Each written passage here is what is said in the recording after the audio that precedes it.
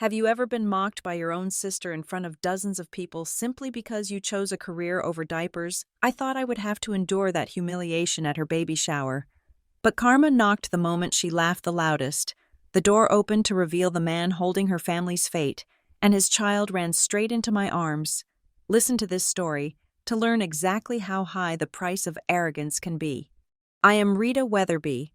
At 34 years old, I have learned that the world does not reward kindness as much as it rewards competence. I am the Director of Crisis Management at Apex Strategy, a firm that people only call when their lives are burning down around them and they need someone to hold the fire extinguisher. My days are spent navigating the treacherous waters of corporate scandals, political affairs, and public relations nightmares. I fix things. I smooth over edges. I make the ugly look palatable. I am very, very good at my job. But as I stood before the floor-to-ceiling mirror in my bedroom, staring at my reflection, I knew that the crisis I was about to walk into was one I could not manage with a press release or a non-disclosure agreement. My reflection stared back at me, sharp and uncompromising. I was wearing my armor. It was a black, tailored suit from a designer whose name cost more than most people's cars. The fabric was crisp, the cut severe enough to slice through the air when I walked. My hair was pulled back into a tight, low bun, not a single strand out of place. My makeup was flawless, a mask of neutral tones designed to conceal any hint of exhaustion or emotion. I looked powerful. I looked untouchable. I looked exactly like the kind of woman who scares men away and makes other women whisper behind their hands. I turned away from the mirror and walked into the living room of my penthouse. The view was, as always, breathtaking. The Hudson River stretched out below, a ribbon of steel gray cutting through the city. I had bought this place with my own money, signed the deed with a hand that never shook. Everything in this apartment was mine. The Italian leather sofa, the abstract art on the walls that cost $20,000, the silence, especially the silence. It was a heavy, expensive silence. Most people would kill for this life. I had financial freedom. I answered to no one but the board of directors, and even they feared me slightly. But in the eyes of the Weatherby family, I was a failure, a high-functioning, well-dressed failure. Why? Because I was 34 years old, and I slept alone in a king-sized bed, because I did not have a ring on my finger, because I had chosen to build an empire instead of a nursery. Today was the day that disparity would be put on full display. Today was Bianca's baby shower. Bianca, my younger sister, the golden child, the one who had done everything right according to the unwritten rulebook of suburban mediocrity. She had married Jason, a man with a comfortable inheritance and a smile that masked a profound lack of ambition. Now, she was pregnant with their first child. A son who would carry on the family name and secure her place as the saint of the family. I walked over to the kitchen island, where my phone was buzzing against the marble countertop. I knew who it was before I even looked at the screen. It was my mother. The message was short, but it carried the weight of 30 years of criticism. Rita, please do not wear black today. It is a celebration, not a funeral. Try to look softer. Maybe pink? I stared at the screen, a dry laugh catching in my throat. Pink. My mother wanted me to wear pink. She wanted me to put on a costume, to pretend to be something I was not, just so I would blend in with the pastel-colored fantasy she and Bianca had constructed. She wanted me to look softer. That was the word they always used. Rita, you are too hard. Rita, you are too sharp. Rita, you are too much. I typed out a reply, my thumbs moving with the precision of a sniper. Already dressed. Mom, see you in an hour. I did not change. I would not change. If they wanted me there, they would have to take me as I was, black suit and all. I picked up the envelope sitting next to my phone. It was thick, creamy paper, heavy in my hand. Inside was not a card with a generic platitude about booties and bottles. Inside was a legal document. It was a certificate for an educational trust fund I had established for my unborn nephew. I deposited $50,000 into it this morning. $50,000. It was a staggering amount of money. It was enough to ensure the child would have a head start in life, enough to cover tuition at a prestigious private school or the down payment on a first home one day. It was my way of showing love. I could not knit blankets. I did not know how to bake gender reveal cupcakes. I did not know how to cook over ultrasounds. But I knew how to create security. I knew how to build a foundation. This was the only way I knew how to be an aunt. But as I held the envelope, I felt a familiar knot of dread tighten in my stomach. I knew how this would be received. They would not see the security. They would not see the care. They would see it as cold. They would see it as me throwing money at a situation because I was incapable of genuine emotion. Rita and her checkbook, they would say, always trying to buy affection because she cannot generate it naturally. I grabbed my keys and headed for the door. The heels of my shoes clicking rhythmically against the hardwood floor, it sounded like a clock ticking down. The drive to Connecticut took 90 minutes. I drove my silver coupe, a machine built for speed and control. As I left the city limits, the landscape shifted. The towering skyscrapers of Manhattan gave way to the sprawling highways, and then to the manicured, tree-lined streets of the suburbs. Everything here was green and orderly. The lawns were cut to a precise height. The houses were large and imposing, sitting back from the road like fortresses of domestic bliss. I hated it here. I rolled down the window slightly, letting the cool autumn air fill the cabin. It smelled of burning leaves and damp earth. It smelled like nostalgia. But the bad kind. The kind that makes your chest ache. As I drove, my mind drifted back to 2 years ago. I tried to push the memory away, to file it under resolved issues in my mental cabinet, but it refused to stay put. Mark. We had been together for 3 years. He was an investment banker, smart, ambitious, seemingly my equal in every way. We were a power couple. We made sense on paper. I thought we were building a life together. I remembered the night he ended it. We were at a restaurant in the West Village, the kind of place where the menu has no prices. He had ordered a bottle of wine that cost $400. "It's not that I don't love you, Rita," he had said, swirling the red liquid in his glass. "I do. You're brilliant. You're the most capable person I know." But I had asked, my voice steady, even though my heart had started to hammer against my ribs. "But coming home to you is like coming home to a performance review." He said, "You're always analyzing. You're always fixing. You're always on. I want a home, Rita. I want softness. I want someone who needs me." He wanted someone who needed him, and I, in my infinite competence, had made the fatal mistake of being self-sufficient. 6 months later, he married a 24-year-old Pilates instructor named Sophie. I had seen photos of her on social media. She had big, wide eyes and she wore a lot of floral prints. She looked like she needed him. She looked like she would never challenge him on an intellectual level, never make more money than him, never make him feel small. That was the lesson I had learned from Mark. Men say they want a strong woman, but what they really want is a cheerleader. They want a supporting character in the movie of their life, not a co-star. I gripped the steering wheel tighter, my knuckles turning white. The memory still stung. Not because I missed Mark, I realized later that he was insecure and threatened by my success, but because it had confirmed my deepest fear. That I was fundamentally unlovable, that my success was a repellent, that I would always be the woman who paid for the dinner, but never the woman who got proposed to over dessert.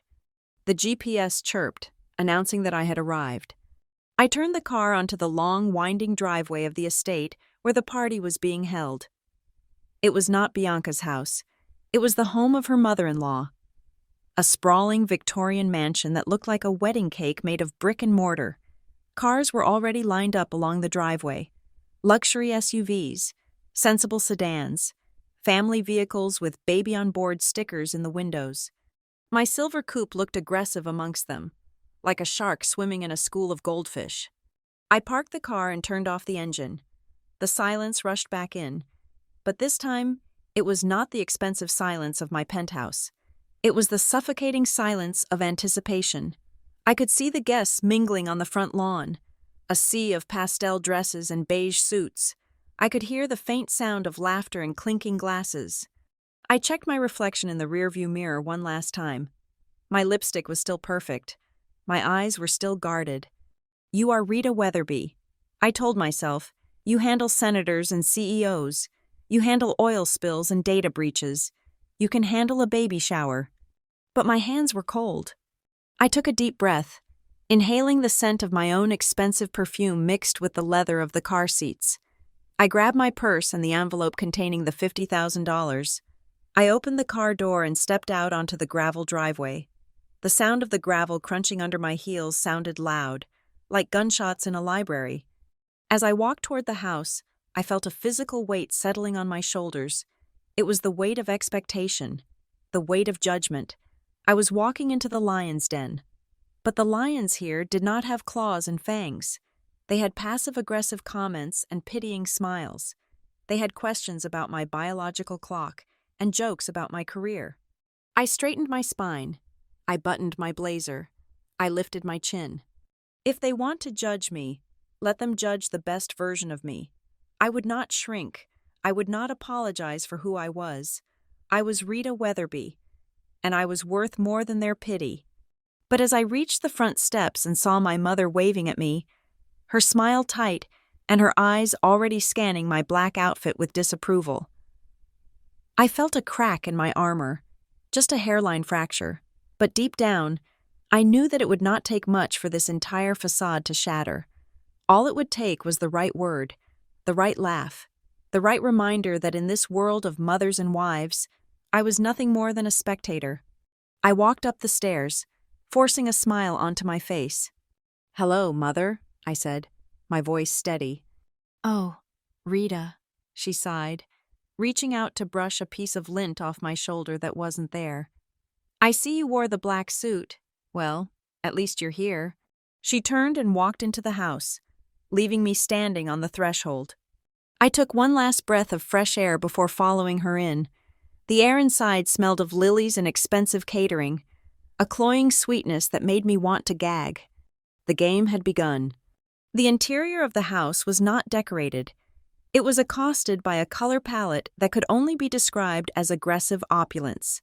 If the exterior of the mansion whispered old money, the interior screamed new money with a megaphone.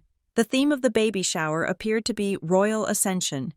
Every surface that could be covered in gold leaf had been gilded. There were balloons the color of champagne bubbles floating in clusters so dense they threatened to block out the recessed lighting. White hydrangeas were arranged in towering crystal vases that looked dangerously unstable, looming over the guests like floral guillotines waiting to drop. It was suffocating. The air was thick with the scent of lilies and the expensive, powdery perfume of 50 women who spent their Tuesdays at the country club. I navigated the room with the practiced ease of a politician walking through a hostile district. I kept my back straight, my chin parallel to the floor, and my hands loosely clasped in front of me. This was the posture I used during press conferences when a client had just been indicted for tax fraud.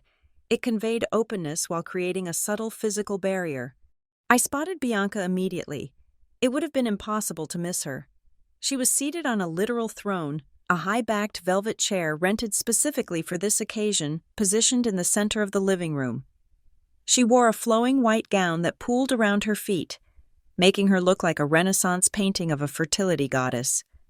Her blonde hair was arranged in soft, romantic waves, and she was laughing, her head thrown back, one hand resting protectively on her baby bump. Surrounding her was her court. There were the neighbors from the cul-de-sac, the wives of her husband's business partners, and her friends from her Pilates class. They were a phalanx of beige and blush pink. They leaned in toward Bianca, their faces masks of adoration, nodding in unison as if she were dispensing the secrets of the universe. I drifted toward the periphery, hoping to grab a glass of sparkling water and blend into the heavy drapes, but my camouflage failed. "Rita." Oh, thank goodness. A familiar face. The voice belonged to Aunt Carol, a woman whose primary hobby was collecting information about other people's misfortunes and broadcasting them as prayer requests. She descended on me in a cloud of lavender scent, her eyes immediately scanning my figure for flaws. "Hello, Aunt Carol," I said, allowing her to press her cheek against mine. Her skin felt like dry parchment. "You look thin," she observed, pulling back to inspect me. It was not a compliment. In her world, thinness on a woman over 30 meant stress, and stress meant a lack of a husband to take care of things. "Are you eating, you know, men like a woman with a little softness to hold on to?" "I am eating just fine, thank you," I replied, my voice neutral. "I have been training for a marathon." It was a lie. The only thing I was running was a corporation, but I knew the word marathon sounded like a hobby, whereas working 80 hours a week sounded like a pathology to these women. "A marathon," she repeated, tasting the word and finding it sour. She leaned in closer, dropping her voice to a conspiratorial whisper. "Speaking of running, have you stopped running away from happiness yet? Your cousin Sarah just got engaged, and she is only 25. I took a sip of the sparkling water I had managed to snag from a passing waiter. The bubbles burned my throat. "That is wonderful for Sarah. I will send a card." "You know," Aunt Carol continued, undeterred by my lack of engagement, "biology does not wait for promotions. Rita, you are 34. That is practically twilight in obstetric terms. You do not want to wake up one day and realize your eggs have reached their expiration date. Do you? Just dry husks." She made a shriveling motion with her hand to emphasize the fate of my reproductive system. "I will keep that in mind," I said, forcing a tight smile. "Excuse me, Aunt Carol. I need to say hello to the guest of honor." I moved away before she could suggest freezing my eggs or introduce me to her dentist's divorced nephew. The room was a minefield of these interactions. Everywhere I turned, I heard snippets of conversation that made my skin crawl. Women were discussing their husbands like they were unruly pets or ATM machines. He bought me the Rover, but I wanted the white interior, so I made him sleep in the guest room for 2 days. I fired the third nanny. She was too pretty. You cannot have that kind of distraction around the house. It was a world I did not understand and did not want to understand. Yet, standing there in my sharp black suit, surrounded by soft fabrics and softer lives, I felt a pang of something that tasted like envy, not for their lives, but for their belonging. They fit here. They knew the rules. I was an alien species. I reached the inner circle around Bianca. She looked up, her blue eyes widening as she saw me. For a second, just a split second, I saw the little sister I used to protect on the playground, but then the mask slammed down the mask of Mrs. Jason Miller, socialite and mother-to-be. "Rita," she squealed, extending a hand but not rising from her throne. "You made it, and you wore black. How bold, very funeral chic." The women around her tittered. It was a soft, rustling sound, like dry leaves blowing across pavement. "You look beautiful, Bianca," I said, ignoring the jab. I leaned down and kissed her cheek. She smelled of vanilla and entitlement. "The house looks incredible." "Doesn't it?" she beamed, gesturing to the gold balloons. "Jason gave me an unlimited budget," he said. "Nothing is too good for my queen and my prince. Isn't he just the sweetest? Where's your date? Rita. Did he get lost, or is he imaginary?" "I came alone," I said, keeping my tone light. "I wanted to focus on you today." "Of course," Bianca sighed, patting my hand with a condescending rhythm. "Always an independent woman. It must be so lonely, though, driving all that way in that car with just the radio for company." "I enjoy the silence," I said. "Well, grab a seat," she commanded, pointing to a folding chair on the edge of the circle. "We are just about to open gifts. You are just in time." I took my seat. The chair was hard and uncomfortable. I watched as the ceremony began. It was a spectacle of consumerism. Bianca's friends had clearly competed to see who could buy the most extravagant, useless item. There was a silver-plated rattle from Tiffany's. There was a miniature cashmere robe for a baby who would likely vomit on it within 10 seconds of wearing it. There was a diaper bag that cost more than my first car. With every gift, Bianca would gasp, press her hands to her cheeks, and exclaim that it was perfect. Absolutely perfect. The giver would beam. Their social status validated by the Queen's approval. The pile of discarded wrapping paper grew into a mountain of gold and white trash. Finally, Bianca reached for my gift. It was distinct among the large boxes and ribbon-wrapped baskets. It was a single, flat envelope made of heavy, cream-colored cardstock. It looked serious. It looked like business. Bianca picked it up, frowning slightly. She turned it over in her hands. "From Rita," she announced to the room. "It feels very light. Did you get me a gift card?" "Rita?" A few women chuckled. "Open it," I said softly. Bianca tore open the seal. She pulled out the document inside. It was bound in a blue legal cover. She unfolded it, her eyes scanning the text. The room went silent, waiting for the verdict. Trust fund?" Bianca asked, her voice flat. She looked up at me, confusion warring with disappointment on her face. "It is an educational trust," I explained, my voice projecting clearly to the back of the room. This was my terrain explaining financial logistics. "I have deposited $50,000. It is invested in a low-risk, high-yield portfolio. By the time he is 18, it will be enough to cover his university tuition or start a business. It is a compound interest.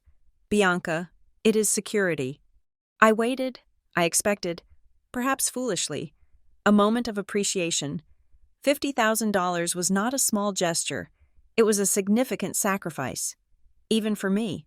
Bianca looked at the paper again, then let it drop onto the floor atop a pile of discarded ribbons. She let out a short, sharp laugh. "Oh, Rita," she said, shaking her head. "This is just... so you..." The air in the room changed. It shifted from curiosity to mockery. "What do you mean?" I asked, though I knew the answer. "It is just so practical," Bianca said, looking around at her audience to ensure they were following along. "I mean, look at all these beautiful things. Clothes, toys, things we can hold and enjoy. And you bring me a spreadsheet. You bring me homework." "It is his future," I defended, feeling the heat rise in my cheeks. "It is $50,000.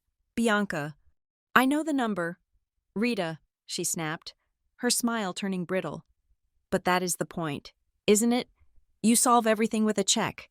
You think money is the same thing as love. It is just so cold. Honestly, it is no wonder men run for the hills. You should probably try to give them a quarterly performance review instead of a kiss goodnight." The room exploded. It wasn't a polite titter this time. It was full-throated laughter. The women rocked back in their chairs, delighting in the takedown. The powerful, scary career woman had been reduced to a punchline. "She has a point. Rita." My mother's voice cut through the laughter. She was standing behind Bianca's chair, her hand resting on my sister's shoulder. She looked at me with a mixture of disappointment and pity. "You are so busy being a boss. You have forgotten how to be a woman. A woman knows that a baby shower is about warmth. It is about nesting. It is not about compound interest." "I thought ensuring he does not have student debt was a form of nesting," I said, but my voice was drowned out by the chorus of agreement. "You are just too intense," a woman in a floral dress said from across the circle. "My husband says women who talk about portfolios are buzzkills."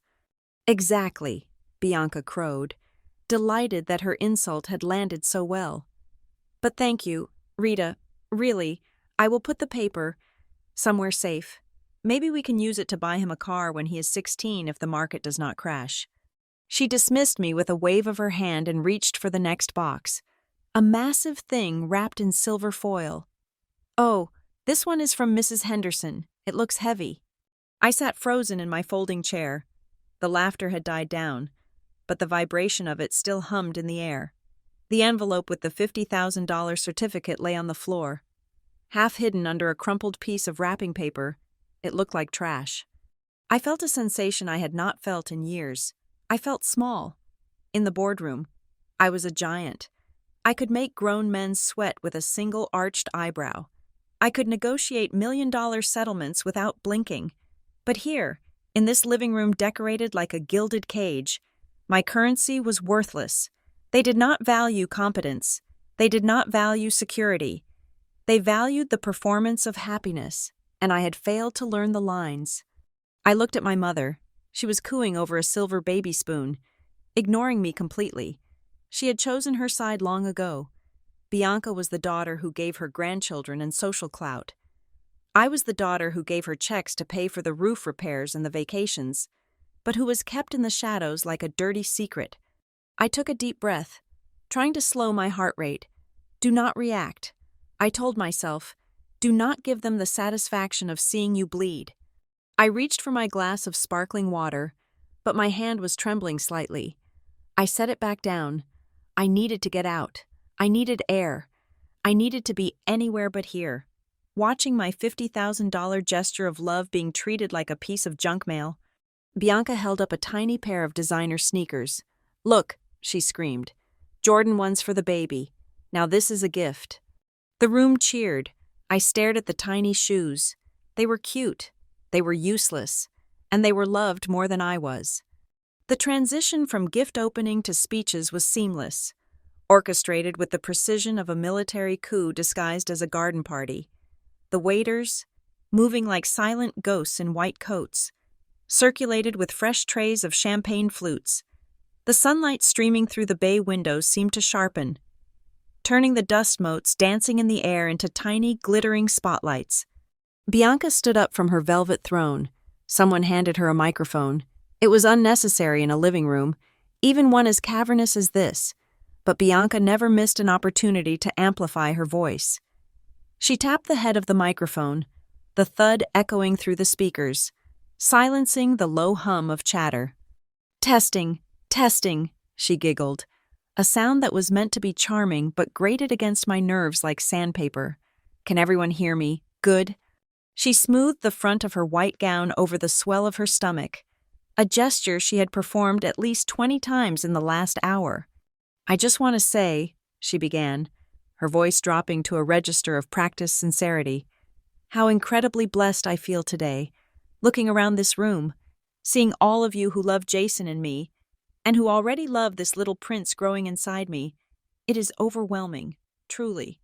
A chorus of awes rippled through the room. My mother, standing near the fireplace, dabbed at her dry eyes with a lace handkerchief. It was a perfect tableau. The radiant mother-to-be, the adoring crowd, the promise of new life. I stood near the back, clutching a fresh glass of white wine.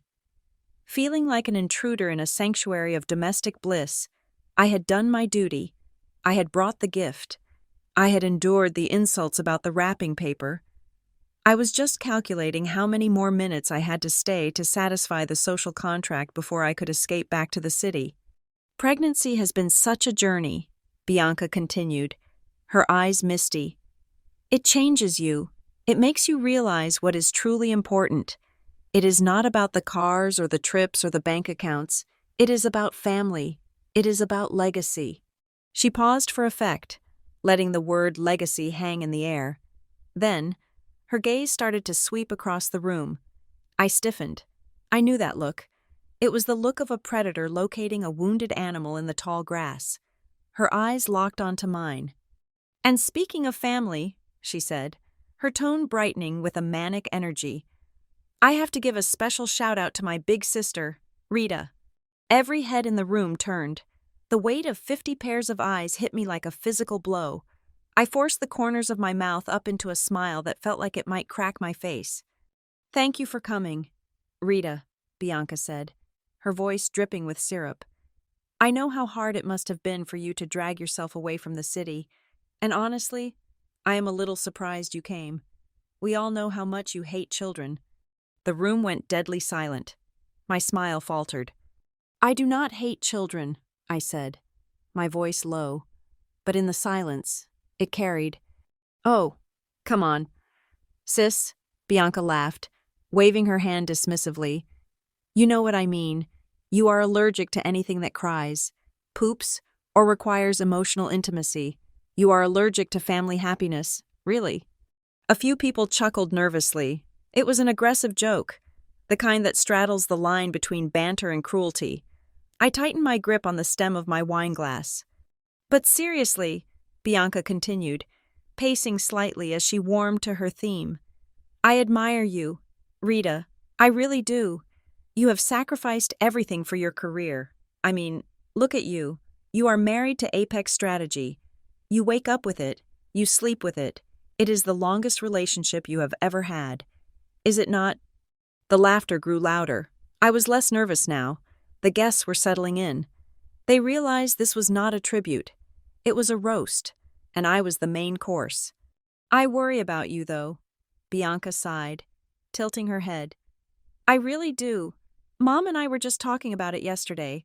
At this rate, you are going to end up as one of those eccentric old ladies in a penthouse, surrounded by 12 cats, because no human being can meet your performance standards. You will probably try to get the cats to sign a prenuptial agreement before you feed them. The room roared. My mother did not step in. She did not hush her. In fact, I saw her nodding in agreement, a small, sad smile on her face as if to say, "It is true, poor dear." My face burned. The heat started at my neck and flooded upward, turning my cheeks scarlet. This was not just teasing. This was a public dissection of my life choices. It was a declaration that my achievements, my title, my wealth, my independence were nothing more than consolation prizes for a woman who could not land a husband. I wanted to speak. I wanted to say that I did not even like cats. I wanted to say that my life was full and rich and exciting, but my tongue felt heavy, swollen in my mouth. Defending myself would only make me look bitter. It would make me look like I lacked a sense of humor. So I stood there, frozen, taking the blows. But Bianca was not finished. She was enjoying the applause too much to stop now. She had the audience in the palm of her hand, and she needed a closer. She needed a punchline that would bury me. I guess it is just destiny, she said, shrugging her elegant shoulders. Some women are made to be mothers, to be nurturers, and some women are made to be, well, bosses. It is just a shame that being a boss does not keep you warm at night. But hey, maybe that is why Mark left. Even he could not handle being managed like a crisis, right? The name hung in the air like a cloud of toxic gas. Mark. The glass in my hand rattled against my ring. I felt the blood drain from my face. She had gone there. She had crossed the invisible line that separates family dysfunction from pure malice. She knew how much Mark had meant to me. She knew how he had shattered my confidence. She knew that I had spent 6 months in therapy trying to rebuild my sense of self-worth after he walked out. And she had used his name as a joke to entertain a room full of strangers. Oh, come on. Do not look so shocked.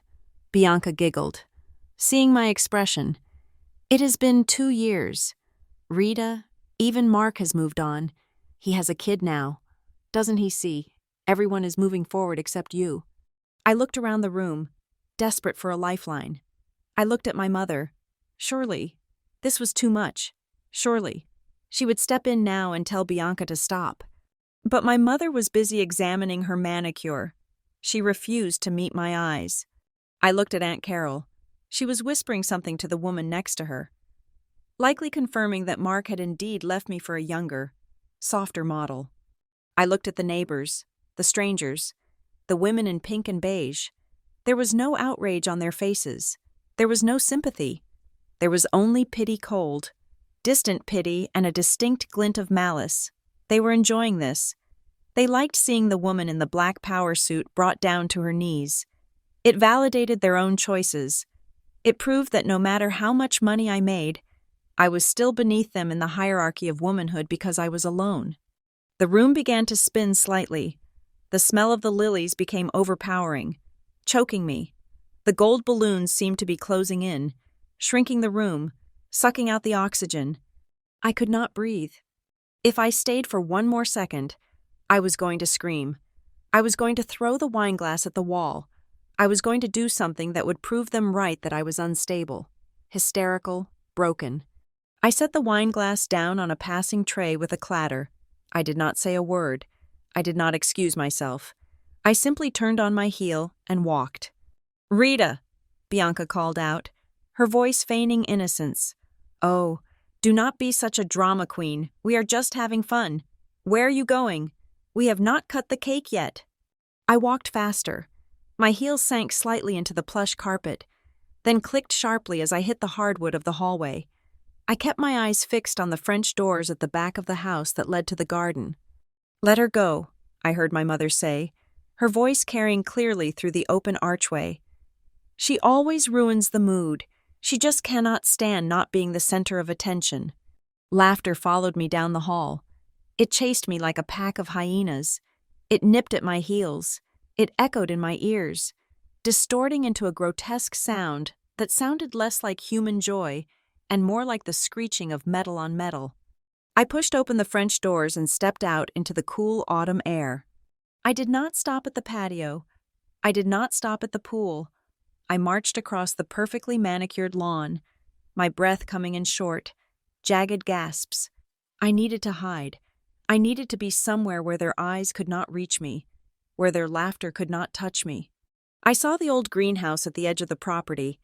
It was a relic from the previous owners, a glass structure that my parents had kept filled with orchids because they thought it looked aristocratic. I yanked the door open and slipped inside, closing it firmly behind me. The silence was instantaneous. The air inside was warm and humid, heavy with the scent of damp earth and blooming orchids. The glass walls muffled the sounds of the party, reducing the laughter and the music to a dull, distant thrum. I leaned back against the door, my legs finally giving way. I slid down until I was sitting on the brick floor, my expensive suit trousers absorbing the moisture from the ground. I pulled my knees up to my chest and buried my face in my hands. I waited for the tears. I waited for the sobbing to start, for the crushing wave of sadness to wash over me. That was what happened in movies, right? The protagonist runs away and cries, releasing all the pain. But the tears did not come. Instead of sadness, I felt a heat rising in my chest that had nothing to do with humiliation. It started in my stomach, a hard, burning knot, and spread through my veins like liquid fire. It was rage. Pure, unadulterated, white-hot rage. I lifted my head and looked around the greenhouse. The orchids stared back at me purple, white, spotted pink, their exotic faces silent and indifferent. I was done. I was done trying to buy their love with $50,000 checks. I was done trying to shrink myself to fit into their narrow definition of a woman. I was done apologizing for my success. I was done letting Bianca use my life as a stepping stone for her own ego. She had humiliated me. She had weaponized my most painful memories to entertain a room full of strangers. She had laughed at my loneliness. Even Mark could not handle you. The words echoed in my mind, but this time, they did not hurt. They sharpened me. Fine, I thought, my hands curling into fists on my knees. If I am the villain in your story, Bianca, then I will be the best damn villain you have ever seen. I took a deep breath, filling my lungs with the thick, humid air. My trembling stopped. My heartbeat slowed to a steady, dangerous rhythm. I was not going to leave. I had planned to run to my car and drive back to the city, to hide in my penthouse and lick my wounds, but that was what the old Rita would have done. The victim Rita. I was not leaving. I was going to stay. I was going to dry my eyes that were dry anyway, and I was going to wait. The universe owed me a balance. I did not believe in karma before, but sitting there on the cold bricks, I demanded it. I looked at my reflection in the glass pane of the greenhouse door. The woman staring back at me looked fierce. Her eyes were dark, her jaw set. She looked like someone who was about to negotiate a hostile takeover. "You want a show, Bianca," I whispered to the empty greenhouse. "I will give you a show." I did not know how yet. I did not know what was going to happen, but I knew one thing with absolute certainty: I would never, ever let them see me bleed again. I sat there, listening to the muffled sounds of the party, waiting for my moment, and then I heard a rustle, not from the door I had entered, but from behind a dense row of hanging ferns in the corner of the greenhouse. I froze. I was not alone. The rustling sound came again, sharp and distinct against the humid silence of the greenhouse. It was not the wind. The glass walls were sealed tight. It was the sound of movement. I stiffened, my fight-or-flight instinct kicking in. I wiped a non-existent speck of dust from my cheek and stood up, smoothing the front of my blazer. I prepared a generic excuse in case it was a guest, something about checking the humidity levels for the orchids. "Hello?" I called out, my voice regaining its usual steadiness. The fern fronds parted slowly. A small face peered out. It was a boy. He could not have been more than 6 years old. He looked like a miniature, disheveled businessman. He was wearing a navy blue suit that was clearly expensive, but the jacket was unbuttoned. His white shirt was untucked on one side, and a striped tie hung loosely around his neck like a limp snake. His dark hair was a mess, as if he had been running his hands through it in frustration. He blinked at me with large, intelligent hazel eyes. He was sitting cross-legged on the brick floor, a sketchbook balanced on his knees, and a charcoal pencil clutched in his hand. He did not look scared. He looked conspiratorial. "Are you hiding from the perfume ladies too?" he asked. The question was so unexpected, so perfectly blunt, that the tension inside me simply snapped. The rage that had been boiling in my veins a moment ago cooled instantly, replaced by a sudden bubbling bubble of amusement. "The perfume ladies," I repeated, a smile tugging at the corners of my mouth despite myself. "Yeah," he whispered, glancing toward the greenhouse door as if expecting an invasion. "The ones who pinch your cheeks and smell like a flower factory exploded. They are very loud." I let out a laugh. It was a genuine sound, startling me with its lightness. "Yes," I said, dropping back down to sit on the floor, abandoning all concern for my Italian trousers.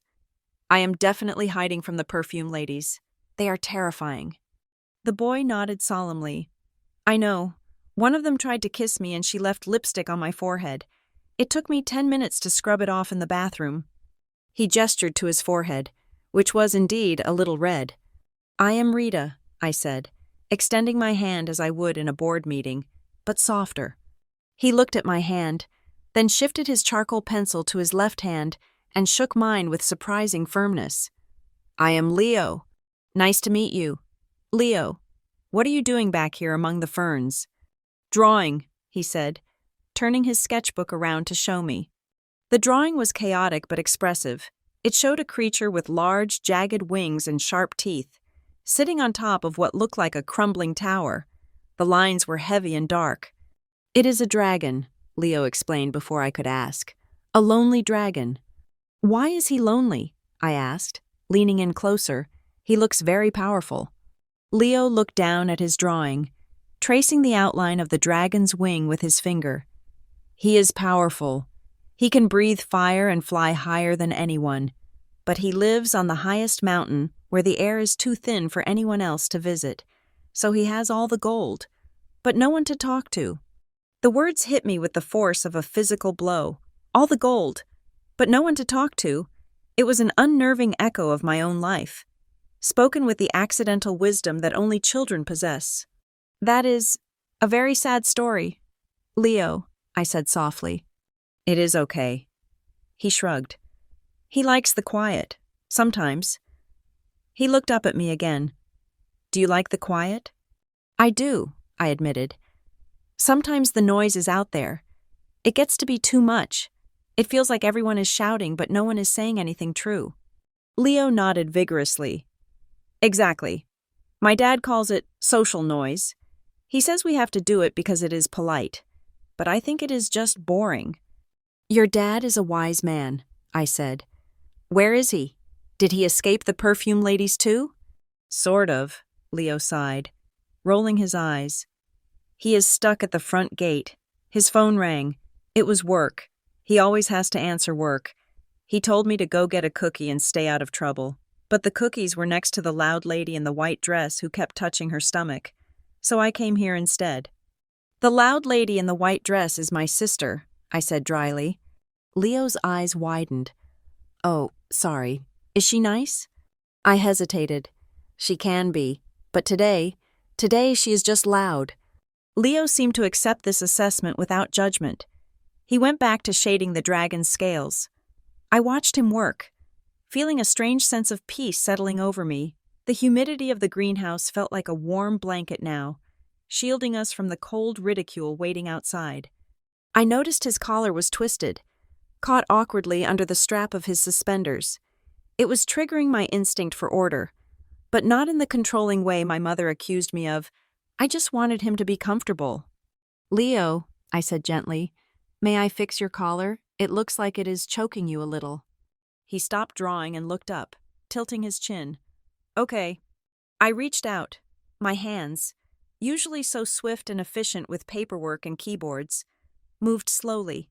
I smoothed the fabric of his shirt, untwisted the collar, and adjusted the loose knot of his tie so it sat properly.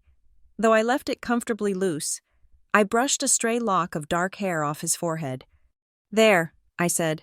"Much better. Now you look like a gentleman again." Leo did not pull away.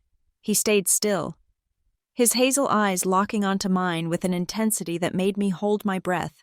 He studied my face as if he were memorizing it for a drawing. "You are really pretty," he said suddenly. I blinked, taken aback. "Oh, thank you, Leo." "You look like my mom," he continued, his voice dropping to a whisper. "In the pictures, she had dark hair like you, and she wore black clothes too. Dad says she was very stylish." My heart gave a painful lurch. In the pictures. The past tense hung in the air between us, heavy and unmistakable. "She is not here?" I asked carefully. Leo shook his head. "No, she went away when I was a baby. I don't remember her, really, just the photos. But you smell nice, not like the flower factory. You smell like rain." I felt a lump form in my throat, hot and tight. I had spent the last hour being told I was cold, unfeeling, and devoid of maternal instinct. I had been mocked for my black suit and my career, and here was this 6-year-old boy, a stranger, seeing beauty in my darkness and comfort in my presence. "You look sad, though," Leo added, his brow furrowing. "Your eyes are sad. Did the lady in the white dress make you sad?" I looked at him, and for the first time in years, my guard dropped completely. I did not see a client to impress or a family member to defend myself against. I saw a kindred spirit, a lonely dragon on a mountain. "A little bit," I whispered. "She said some things that hurt my feelings." Leo frowned, a flash of protectiveness crossing his small face. He reached out and patted my hand with his charcoal-stained fingers. "Well, she is wrong," he declared firmly. "You are nice, and you fixed my collar, and you like dragons, so she is just silly." I let out a shaky breath, fighting back the sting of actual tears this time. "Thank you, Leo. That means more to me than you know." "You should draw with me," he offered, tearing a page out of his sketchbook and handing it to me along with the charcoal pencil. "It helps. When you draw the monsters, they can't get you." I took the paper. It was heavy, high-quality grain. I took the pencil. "I am not very good at drawing," I confessed. "It doesn't matter," Leo said, returning to his dragon. "Just draw what you feel." I sat there for a moment, staring at the blank white page. What did I feel? I felt sharp edges. I felt heavy weights. I felt a fire that wanted to burn down the house. But as I looked at Leo, scribbling away with total absorption, I felt something else too. I felt seen. I began to sketch. I did not draw a monster. I drew a flower. Not the suffocating orchids around us, but a single, resilient wildflower growing out of a crack in a concrete pavement. It was jagged and imperfect, but it was standing upright. We sat there in silence for what felt like hours, though it was probably only 10 minutes. Two outcasts hiding in a glass house, drawing our way out of the noise. "Leo." A deep, resonant voice boomed from the garden path outside. "Breaking our sanctuary." Leo looked up, his face lighting up. "Dad?" I froze. I was sitting on the floor of a greenhouse with a strange child, holding a piece of paper covered in charcoal smudges. I must have looked insane. I started to scramble to my feet, my professional persona rushing back to take the wheel. But before I could fully stand, the greenhouse door swung open. Light flooded in, silhouetting a figure in the doorway. He was tall, very tall, And even in the shadow, he radiated an authority that made the air in the room shift. "Leo," the man said, stepping inside, "I told you to stay near the patio. I have been looking everywhere for you." His voice was stern, but there was an undercurrent of panic that told me he had been terrified. Leo jumped up, clutching his sketchbook. "I am sorry. Dad, I was hiding from the perfume ladies, and I made a friend." The man stopped. He looked down at Leo, and then his gaze lifted, landing on me. I was halfway to my feet, brushing brick dust off my trousers, clutching my drawing like a shield. Our eyes met, and the world seemed to stop spinning for a second. He was not just a handsome man. He was striking. He had dark hair that was slightly windblown, a strong jawline covered in a shadow of stubble, and eyes the color of a stormy sea. He was wearing a charcoal gray suit that fit him as if it had been sewn onto his body. But it was not his appearance that held me. It was the recognition in his eyes. He looked at me not with the dismissal of my family, nor the hunger of the men I worked with. He looked at me with intense, focused curiosity. "A friend," he repeated, his voice softening as he looked back at his son. "Yes," Leo said, grabbing my hand and pulling me forward. "This is Rita. She is hiding too, and she smells like rain."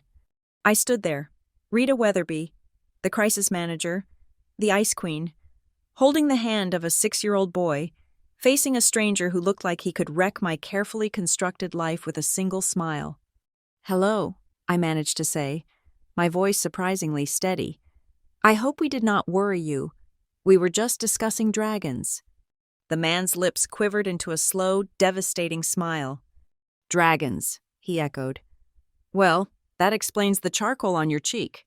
I instinctively touched my face, my fingers coming away black. I must have looked ridiculous, a smudge of soot on my perfect foundation. But the man did not look like he was laughing at me. He looked like he was seeing something he liked. "I am Ethan," he said, extending his hand, "and I owe you an apology for my son holding you hostage." "I was a willing captive," I replied, taking his hand. His grip was warm and solid, sending a jolt of electricity up my arm that had nothing to do with static. The door to the greenhouse was open, letting in the cool air. But suddenly, I did not feel cold anymore. I felt like I was standing on the edge of a precipice, and for the first time in my life, I wasn't afraid to jump. The name echoed in my mind, bouncing off the glass walls of the greenhouse like a dropped coin. Ethan. It was a common enough name, but combined with the face standing before me, the sharp, architectural jawline, the eyes that held the specific, weary intelligence of a man who builds empires, and the charcoal gray suit that whispered of 7-figure bank accounts, the pieces clicked into place with the precision of a combination lock. This was not just any Ethan. This was Ethan Blackwood. My breath hitched in my throat, a tiny, involuntary sound that I hoped he did not hear. As the director of crisis management at Apex Strategy, it was my business to know the key players in the city. I knew the politicians, the CEOs, the tech moguls, and the old money dynasties, and Ethan Blackwood was royalty among them. He was the visionary architect and owner of Blackwood Holdings, a conglomerate that was currently reshaping the skyline of Manhattan. More importantly, he was the white whale that my brother-in-law, Jason, had been trying to harpoon for 2 years. Jason's mediocre construction firm was desperate for a contract with Blackwood Holdings. Just last Thanksgiving, Jason had spent 45 minutes boring the table with his plans to corner Ethan Blackwood at a charity gala. And here he was, standing in a humidity-controlled orchid house in suburban Connecticut, watching me wipe charcoal off my cheek while holding hands with his son. The universe, it seemed, had a sense of humor. "Ethan Blackwood," I said, my voice regaining its professional cadence. Though my heart was still hammering a frantic rhythm against my ribs, I withdrew my hand from his, feeling the loss of warmth immediately. Ethan Blackwood, the architect behind the new Solaris Tower. He offered a small, self-deprecating smile that crinkled the corners of his eyes. It made him look less like a titan of industry and more like a man who was simply tired of being recognized. "Guilty," he said, his voice a deep baritone that seemed to vibrate on the floorboards. "Although today, I am mostly just Leo's dad and a man hiding from a conversation about interest rates with a guy named Jason." I let out a short, surprised laugh. "Jason is my brother-in-law." Ethan's eyebrows shot up. "Ah, my condolences." The remark was so dry, so perfectly delivered, that I laughed again, harder this time. It felt good. It felt like a release valve being turned. "He means well," I lied, slipping back into the diplomatic language I used in boardrooms. "No, he does not," Ethan corrected gently, but there was no malice in his tone, only observation. "He means to make money, which is fine, but he thinks the way to do it is to corner people near the shrimp cocktail. It is exhausting." He looked down at Leo, who was still clutching my hand as if I were a life raft. Ethan's expression softened instantly, the sharp lines of his face melting into something profoundly tender. He crouched down so he was eye level with his son, ignoring the fact that his expensive suit trousers were brushing against the dusty floor. "Leo," he said softly, "I am sorry I took so long on the phone. I did not mean to leave you alone in the jungle." "It is okay, Dad," Leo chirped, swinging my hand slightly. "I wasn't alone. Rita was here. We were drawing dragons." Ethan looked up at me from his crouched position. His eyes searched mine, and for a moment, I felt exposed. I was not wearing my armor. I was not standing behind a podium. I was a woman who had been crying or close to it 5 minutes ago, now standing with a dirty face and a crumbled drawing in her hand. "I hope he did not bother you," Ethan said, standing up to his full height again. He towered over me, but he did not make me feel small. He made me feel protected. Leo can be enthusiastic about his hobbies. Most people at these parties do not have the patience for dragons. "He was not a bother," I said fiercely, the words rushing out before I could check them. "He was a rescue. Honestly, Mr. Blackwood, your son is the most intelligent conversation I have had all afternoon. He has a wonderful imagination. You should be proud of his dragon. It has excellent structural integrity." Ethan chuckled, a low, warm sound. "Please call me Ethan. Mr. Blackwood makes me feel like I'm in a deposition." He took a step closer, invading my personal space in a way that should have been alarming but was instead thrilling. He tilted his head, studying me with a renewed intensity. It was the look of a man who had just found a rare first-edition book in a pile of paperbacks. "Wait a minute," he said slowly, his eyes narrowing slightly in recognition.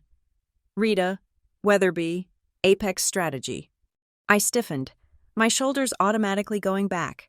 I prepared myself for the usual comments. "You are the one who defended that oil company. You are the spin doctor." "Yes," I said, lifting my chin. "That is me." "I saw the press conference last week," Ethan said, his gaze locked on mine.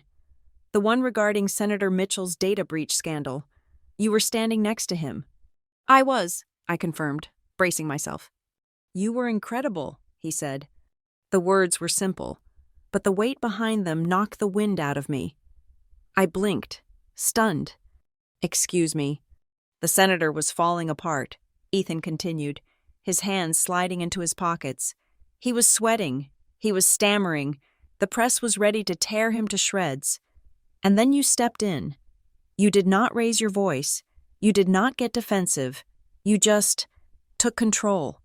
You redirected the narrative, clarified the facts, and shut down the sensationalism with 3 sentences. It was like watching a master conductor silence a chaotic orchestra. I stared at him, my mouth open slightly, but no sound came out. I was used to being respected for my results. I was used to being paid exorbitant fees for my skills, but I was not used to being seen.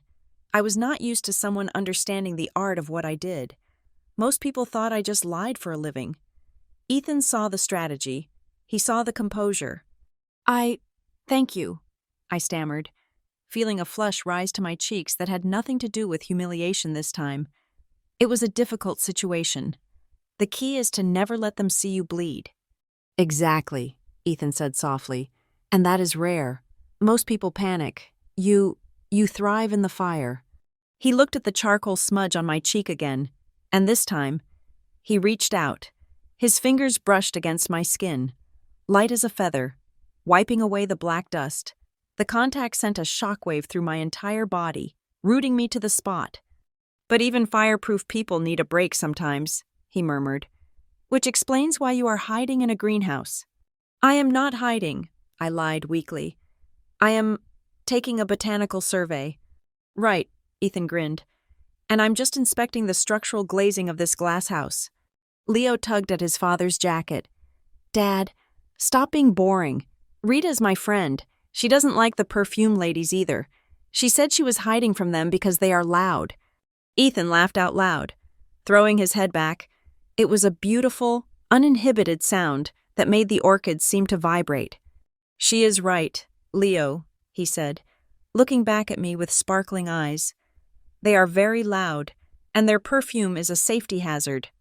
He checked his watch, a sleek, understated timepiece that probably cost more than my first apartment. Rita, he said, his tone shifting. It was still warm, but the underlying steel of the businessman was back. I have to go back in there, if I disappear for more than 20 minutes. Jason is going to send a search party. Or worse, he will try to call my assistant again. And frankly, the idea of walking back into that room alone, facing the inquisition of the suburban elite, is terrifying me more than any board meeting I have ever attended. He held out his elbow, a gesture of old-world chivalry that felt startlingly modern in his execution. I need an ally, he said. I need someone who knows how to handle a crisis. Would you do me the honor of rescuing me? I looked at his arm. Then I looked at his face. 10 minutes ago, I had been sitting on the floor, vowing to never let them see me again. I had planned to sneak out the back gate and drive away in shame. I had accepted my role as the spinster sister, the failure, the punchline. But now, Ethan Blackwood, the man everyone in that room was desperate to impress, was asking for my help. He wasn't asking because I was a charity case. He was asking because he respected me. He saw me as an equal. A surge of adrenaline coursed through my veins. It was the same feeling I got right before I walked onto a stage to address a room full of hostile reporters. It was the feeling of power. I looked down at my black suit. It was no longer a symbol of my isolation. It was my armor. And now, I had a weapon. I reached into my pocket and pulled out a tissue, quickly wiping the last of the charcoal from my hands. I smoothed my hair. I took a deep breath, inhaling the scent of damp earth and Ethan's cologne, something woodsy and clean, like cedar and rain. I charge a very high hourly rate for crisis management. Mr. Blackwood, I said, a playful glint entering my eyes. I can afford you, he replied without missing a beat. Good, I said. I stepped forward and looped my arm through his. It felt solid. It felt right. Leo ran around to my other side and grabbed my free hand. I am coming too, he announced. I will protect you from the lipstick ladies. Deal, I said to the boy. Shall we? Ethan asked, looking down at me. Let's go, I said. I believe my sister is expecting a show. We walked toward the greenhouse door. Ethan pushed it open, and the noise of the party rushed in to meet us, the clinking of glasses, the high-pitched laughter, the drone of meaningless conversation. But this time, the noise did not sound like a threat. It sounded like an audience. I lifted my chin. I tightened my grip on Ethan's arm. I felt the small, warm hand of Leo in mine. I was not walking back into the lion's den alone. I was walking in with the king of the jungle. The distance from the greenhouse to the French doors of the main house was perhaps 50 yards, but it felt like a runway. I could feel the shift in the air as we approached. People turned. Conversations stalled. Heads swiveled. I saw my mother through the window first. She was holding a glass of sherry, looking bored. Then she looked up and saw us. Her glass tilted dangerously. Her mouth formed a perfect O. Then I saw Jason. He was standing near the buffet, stuffing a crab cake into his mouth. He froze. His eyes bulged. He looked as if he were choking. And then, we stepped through the doors. The transition was instant. One moment we were outside, The next, we were the center of the universe. The hum of the party did not just quiet down, it was severed. Silence slammed into the room, absolute and heavy. Every single pair of eyes fixed on us. They looked at Ethan, tall and commanding, radiating power. They looked at Leo, the heir to the empire, holding my hand. And then they looked at me.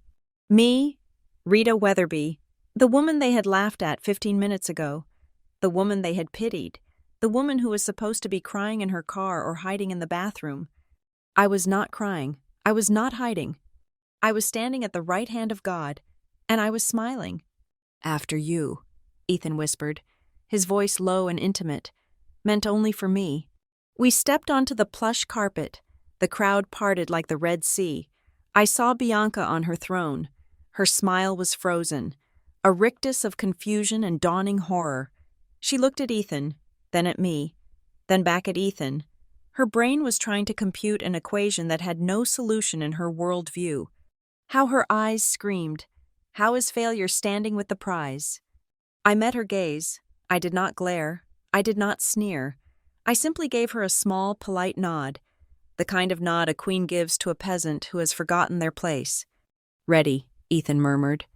"Ready," I replied. We walked forward, into the silence, into the shock, into the sweet, intoxicating beginning of my revenge. The silence that had fallen over the room was absolute. It was not the peaceful silence of a library or a church. It was the stunned, vacuum-sealed silence of a space where the laws of physics had just been suspended. We stood there, framed by the open French doors, a tableau that defied every social expectation the room possessed. To my left stood Ethan Blackwood, a man whose face had graced the cover of Architectural Digest and Forbes alike, looking like a modern-day titan in his charcoal suit. To my right was Leo, the heir to the Blackwood Empire, holding my hand with a grip that was both possessive and trusting. And in the center was me, Rita Weatherby, the spinster, the workaholic, the woman who had fled the room in disgrace only 20 minutes earlier. I could physically feel the shift in the atmosphere. It was as if the air pressure had dropped, popping everyone's ears. The first sound to break the vacuum came from the buffet table. Jason, my brother-in-law, had been in the middle of spearing a crab cake. He was a man who prided himself on his composure, a man who rehearsed his handshakes in the mirror. But as he looked up and registered exactly who was standing arm in arm with his wife's disgraced sister, his motor functions failed him. The silver fork slipped from his fingers. It hit the edge of the crystal platter with a sharp clink, bounced off the table, and clattered onto the hardwood floor. The sound was shockingly loud, like a gunshot in a canyon. It seemed to snap Jason out of his paralysis, but only to plunge him into a state of visible panic.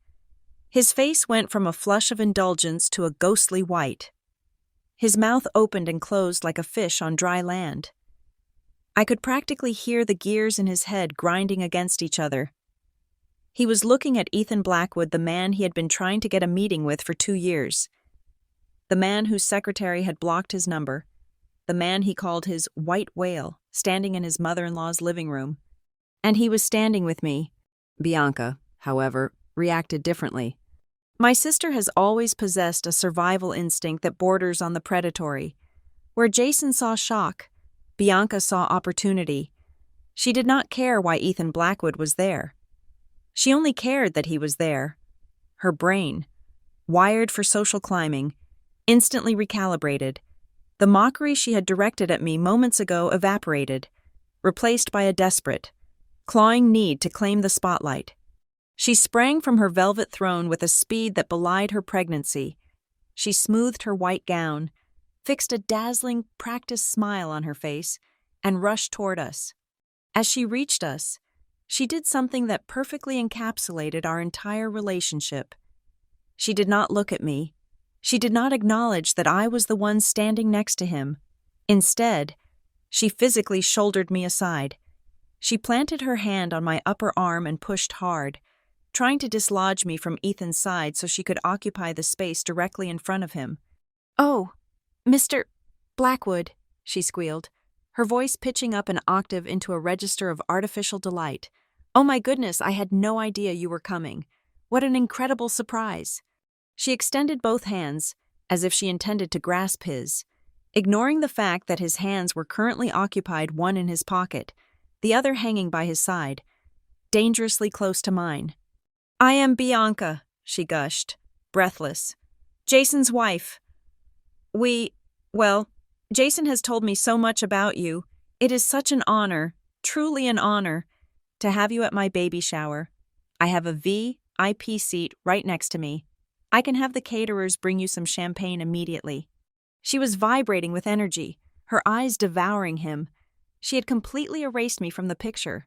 In her mind, I was just the doorstop that had held the gate open for the real guest.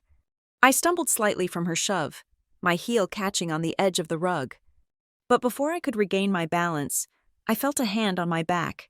It was warm, firm, and immovable. Ethan had stepped sideways, not away from me, but with me. He stabilized me with a subtle strength that sent a clear message to anyone watching. Then he looked at Bianca. The temperature in the room seemed to drop 10 degrees. Ethan did not smile. He did not extend his hand. He looked at her with the cool, detached assessment of an architect inspecting a building with a cracked foundation. "I believe you just pushed my guest," Ethan said. His voice was not loud. He did not shout. He spoke with a calm, resonant baritone that carried to every corner of the silent room. It was a voice of absolute authority. Bianca froze. Her smile faltered, twitching at the corners. Excuse me?" I said. Ethan continued, his gaze unwavering. "You just pushed Ms. Rita. I generally do not tolerate rudeness, especially when it is directed at the person I'm escorting." Bianca blinked rapidly, her processing speed lagging. She looked at me, then back at Ethan, confusion warring with her ambition. "Oh, Rita, no, I was just excited to see you. Mr. Blackwood, Rita is, well, she is just my sister. She does not mind. Do you, Rita?" She turned to me, her eyes pleading for me to play along, to be the doormat she needed me to be. Back me up. Her eyes screamed, "Don't ruin this for me." I looked at her. I looked at the woman who had handed a microphone to a room full of strangers and invited them to laugh at my loneliness. I looked at the woman who had mocked my $50,000 gift. I said nothing. I simply raised one eyebrow, a gesture I had perfected over a decade of silencing arrogant CEOs. Ethan did not wait for her to recover. "I did not come here for you, madam," he said, cutting through her stammering. The words were brutal in their simplicity. "I did not know you were holding a party," Ethan went on, his tone bordering on boredom. "And quite frankly, if I had known, I would have avoided the area. I am here because my son, Leo, wanted to see the koi pond in the garden. I was told this estate had a historical garden." He looked down at Leo, who was staring at Bianca with deep suspicion. "However," Ethan said, and his voice softened as he turned his head toward me. The transition from ice to warmth was so stark it was dizzying. "It seems fortune favored me today, because while looking for fish, I found Miss Rita." He paused, letting the name hang in the air. "She is the most important guest I have encountered in a very long time," he declared.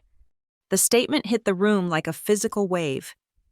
I heard a collective gasp from the direction of the perfume ladies. Aunt Carol's jaw was practically unhinged. My mother, who had been frozen near the fireplace, took a step forward, her face a mask of utter bewilderment. Ethan Blackwood, the billionaire architect, had just called the family spinster his most important guest. Bianca looked like she had been slapped. Her mouth opened, but no sound came out. She was drowning, and for the first time in her life, no one was throwing her a life vest. But, Bianca stammered, pointing a manicured finger at me. "Rita? But she is just—" "She is brilliant," Ethan interrupted, his voice sharpening again as he addressed Bianca. "She is a woman of exceptional intelligence and grace, qualities that seem to be in short supply in this room." He did not shout. He did not make a scene. He simply stated it as a fact, as undeniable as gravity. Then He did the most devastating thing of all. He dismissed her. He turned his back on Bianca completely. He turned his body so that he was facing me, creating a private circle that excluded everyone else. "Rita," he said, his eyes crinkling with that genuine warmth I had seen in the greenhouse. "You mentioned you missed lunch. Would you like to try a piece of cake? Or perhaps we should leave and find a restaurant that serves actual food instead of whatever that is." He gestured vaguely toward the buffet table, where Jason was still staring at the floor, mourning his dropped fork and his shattered dreams. My heart was racing, but my exterior remained cool. I felt a surge of triumph so potent it was almost intoxicating. I looked at Bianca, standing there in her white dress, ignored and humiliated in her own home. "I think I am quite hungry," I said, my voice steady. The room erupted into whispers. It started low, a buzzing sound like a hive of angry bees, then grew louder. "Did you hear that? Does he know her? He said she's important. Wait, did she bring him? I thought she was single. Look at how he looks at her." The narrative was rewriting itself in real time. The pity was gone. The mockery was gone.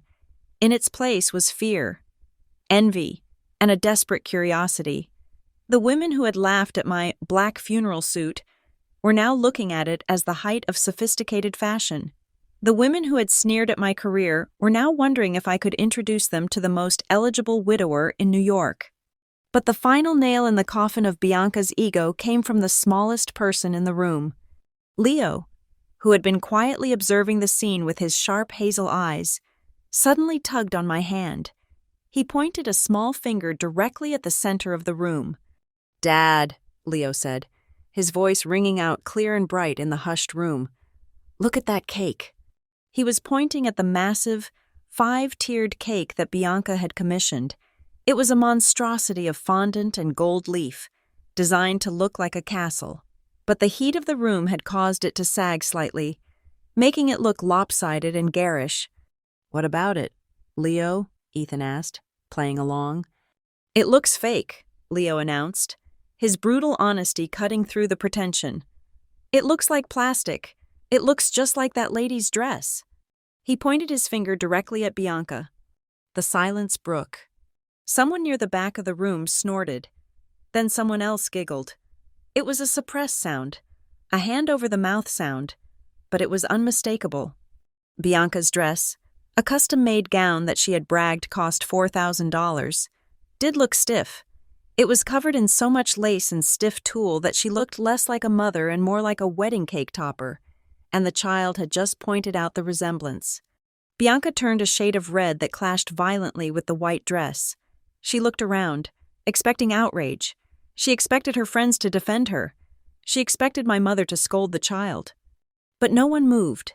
No one spoke. They were too afraid of Ethan Blackwood to criticize his son. Jason, finally finding his voice, croaked out from the buffet table. He has a point. Honey, there are a lot of ruffles." Bianca spun around to glare at her husband, looking as if she might explode. I bit the inside of my cheek. I had to. If I didn't, I was going to laugh. Not a polite, social laugh, but a loud, barking laugh of pure vindication. I looked down at Leo. He was looking up at me, grinning. "You are right, Leo," I whispered to him. "It is very structural." Ethan caught my eye. He winked. A quick, subtle wink that told me he knew exactly what he was doing. He was handing me the room on a silver platter. He was giving me the power to destroy them or to ignore them. I looked around the room one last time. I saw Aunt Carol frantically trying to catch my eye, smiling a grotesque, ingratiating smile. I saw the women who had made comments about my eggs now shifting uncomfortably, realizing they had bet on the wrong horse. I realized then that I didn't need to scream. I didn't need to make a speech. I had already won. "Shall we get some fresh air?" Ethan asked, offering his arm to me again. "I think the air quality here is a bit toxic." "I think that is an excellent idea," I said. I turned to Bianca. She was trembling, tears of rage standing in her eyes. "Happy baby shower, Bianca," I said coolly. "Your guest of honor has arrived, and now she is leaving." I placed my hand on Ethan's arm. I squeezed Leo's hand, and together, we turned our backs on the gold balloons, the sagging cake, and the sister who had tried to break me. But as we turned to leave, a voice stopped us. "Mr. Blackwood, wait." It was Jason. He was practically sprinting across the room, dodging guests, desperate to salvage the wreckage of his social ambitions. He stopped a few feet away from us, panting, sweating, looking entirely pathetic. "Sir?" Jason gasped, wiping his hands on his pants. I am Jason Miller. I have been trying to reach your office. About the downtown project, I think there has been a misunderstanding with your secretary." Ethan stopped. He turned slowly. He looked at Jason not with anger, but with a profound, weary disappointment. "There is no misunderstanding, Mr. Miller," Ethan said. But the proposal," Jason pleaded. "If you just look at it." "I have seen it," Ethan lied smoothly. I knew he hadn't, but it didn't matter. "But I make it a policy not to do business with men who allow their wives to publicly humiliate their family members." The words hung in the air. Jason turned slowly to look at Bianca. The accusation in his eyes was clear. "You did this. You ruined it." Bianca let out a small, strangled sob. Ethan turned back to me. "Ready?" "Ready," I said. We walked out, and this time, the silence behind us was not filled with mockery. It was filled with the sound of a world crumbling. We had not even made it to the hallway before Jason threw himself into our path a second time. It was a pathetic display of desperation that would have been pitiable if it were not so deeply satisfying to witness. He had physically placed his body between us and the exit, his hands raised in a gesture of surrender, or perhaps supplication. He was sweating. I could see the beads of perspiration gathering on his upper lip and dampening the hairline of his thinning brown hair. He looked nothing like the smug man who had sat on the sofa an hour ago, laughing as his wife insulted my life choices. He looked like a man watching his future evaporate. "Mr. Blackwood, please," Jason panted, his voice cracking. "You have to understand.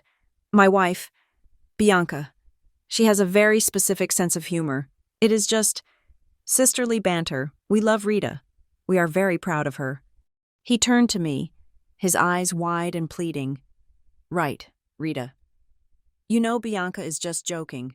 Tell him we are a close family." I looked at Jason. I looked at the man who had allowed his wife to publicly dissect my failed relationship and mock my loneliness for sport. I remembered how he had chuckled when Bianca made the comment about the cats. "I do not recall laughing." "Jason," I said. My voice was cool, calm, and stripped of any emotion. It was the voice I used when I fired incompetent executives. Jason flinched as if I had struck him. "See," Ethan said, his voice dropping to a low, dangerous rumble. "She is not laughing, and neither am I." Ethan adjusted his cuff, a slow, deliberate movement that drew every eye in the room. He looked at Jason with an expression of mild distaste, as if Jason were a stain on the carpet that he was trying to avoid stepping on. "Mr. Miller," Ethan began, "business is not just about numbers or blueprints. It is about character. When I choose a partner for a project, especially one as significant as the downtown development, I look for integrity. I look for men who possess a spine." He took a step closer to Jason, forcing my brother-in-law to retreat a step. "I heard your wife just delivered a very interesting speech about her sister." Ethan continued. "I was told she mocked Ms. Weatherby's career, her independence, and her personal life, and you stood there. You ate your crab cake, and you laughed." I didn't," Jason stammered, his face turning a sickly shade of gray. "You did," Ethan interrupted, his voice sharp as a blade. "I do not think I can cooperate with a person who does not respect talented women. If you cannot offer basic respect to a woman of Ms. Weatherby's caliber in your own home, how can I trust you to respect my employees, my clients, or my vision?" The words rang out in the silent room like a gavel striking a sounding block. "I heard your wife just had a very good speech," Ethan repeated, letting the sarcasm drip from the word good like poison. I suggest you spend less time trying to network and more time learning how to be a gentleman. Perhaps then you might be worthy of a meeting." Jason looked as though he might vomit. He opened his mouth to speak, to beg, to offer some other excuse, but the air had been sucked out of him. He knew, with absolute certainty, that he had not just lost a contract. He had been blacklisted. The word would spread. Ethan Blackwood had publicly rejected him for being a misogynist and a coward. In our circles, that was a death sentence. My parents, who had been watching this unfold with frozen horror from near the fireplace, suddenly sprang into motion. They realized that the ship was sinking, and they were scrambling to salvage whatever cargo they could. "Mr. Blackwood?" my mother cried out, rushing forward with a nervous, tittering laugh. She reached out as if to touch his arm, then thought better of it and clasped her hands over her chest. "Oh, please, let us not be so serious. It is a party. We are all just having fun. Rita knows we love her. We are just concerned for her happiness." She turned to me, her eyes hard and demanding. "Rita, darling, tell Mr. Blackwood not to be so harsh on poor Jason. He is family." I looked at my mother. I looked at the woman who had texted me to wear pink so I would look softer. I looked at the woman who had stood by while Bianca humiliated me, nodding in agreement. "Mr.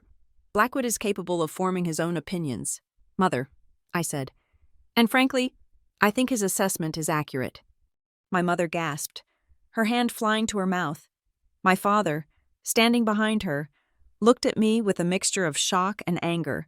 He was not used to me speaking back. He was used to the dutiful daughter who wrote the checks and kept her mouth shut. "Rita," my father warned, his voice low, "do not forget who you are talking to." "I am talking to the people who raised me to be strong," I replied, meeting his gaze evenly, "and then punished me for succeeding at it." Ethan placed his hand over mine, which was resting on his arm. His thumb brushed against my skin, a gesture of solidarity that felt like a shield. "I think we are done here," Ethan said, dismissing my parents without even looking at them. He turned his full attention to me, his expression softening instantly. "Rita," he said, his voice loud enough for the room to hear, but intimate enough to feel like a secret. "I actually have a proposition for you. I was going to have my assistant call your office on Monday, but since fate has brought us together, I might as well ask you now." I looked up at him, genuinely curious. "A proposition. I am planning a complete redesign of my estate in the Hamptons," Ethan said. "It is a massive project, historical preservation, modern integration, landscape overhaul. I have the architects, obviously, but I need someone with an eye for detail. Someone who understands how to blend power with elegance. Someone who appreciates that a home should be a sanctuary, not a showroom." He paused, glancing pointedly at the gold and white disaster of Bianca's living room. "I would love for you to consult on the project," he said. "Your taste is impeccable, and I suspect you understand the value of quiet luxury better than anyone else in this room." A murmur rippled through the crowd. Ethan Blackwood was not just defending me, he was hiring me. He was validating my taste, the very thing Bianca had mocked regarding the trust fund certificate. "And," Ethan added, a playful smile touching his lips, "I would like to discuss the details over dinner. Tonight, I know a quiet Italian place in the city that serves excellent wine and has zero tolerance for balloons." He was asking me out. Publicly. In front of my ex-boyfriend's memory, in front of my sister, in front of the women who had pitied me. He was asking me to dinner not as a consolation prize, but as a priority. I felt a smile spread across my face, sad and radiant. "I think that sounds perfect," I said. "I find I have suddenly lost my appetite for cake." "Excellent," Ethan said. We began to move toward the door again. The crowd parted even wider this time, staring at us with a mixture of awe and naked jealousy. I could hear the whispers shifting. "Did you hear that the Hamptons estate? He asked her to dinner. She is going to be the next Mrs. Blackwood. I always said Rita was the smart one." The hypocrisy was suffocating, but I did not care. I was floating above it. As we reached the threshold of the hallway, I stopped.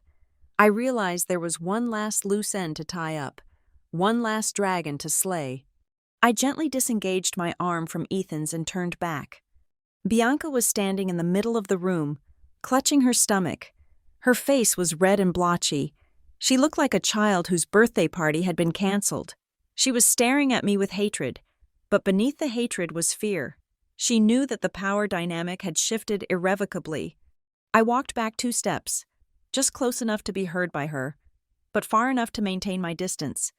"Bianca," I said. She flinched. "Thank you," I said. She blinked, confused. "What?" "Thank you," I repeated, my voice clear and strong. "For years, I let you and Mom make me feel like I was incomplete. I let you convince me that because I did not have a husband or a baby, I was a failure. I'll let you take my money and mock my life." I swept my hand around the room, encompassing the tacky decorations and the shallow guests. "But today, you gave me a gift," I said. "You reminded me of who I am. I am Rita Weatherby. I built my own life. I earned my own money. I do not need your approval, and I certainly do not need anyone to define my value based on whether or not I am married." I paused, letting my gaze drift to Jason, who was still staring at the floor. "And looking at what you have," I added softly. "I realize I am not the one who should be pitied. I am the one who escaped." Bianca's mouth opened to scream, to insult me, to throw a tantrum. I could see the veins in her neck bulging, but her eyes darted to Ethan, who was watching her with a cold, impassive stare.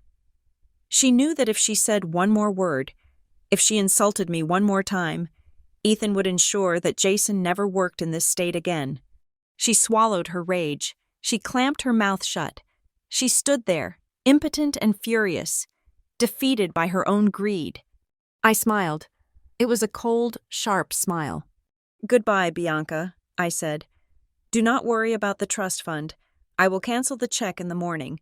I am sure you can buy plenty of diapers with your pride." I turned on my heel. My blazer whipped around me like a cape. I walked back to Ethan and Leo. Leo was grinning from ear to ear. He looked up at me and gave me a thumbs up. "That was cool," Leo whispered. "You sounded like a superhero." "I feel like one," I whispered back. Ethan offered his arm again. "Shall we go, Ms. Weatherby? The city awaits." "Let's go," I said. We walked out of the house, leaving the silence behind us.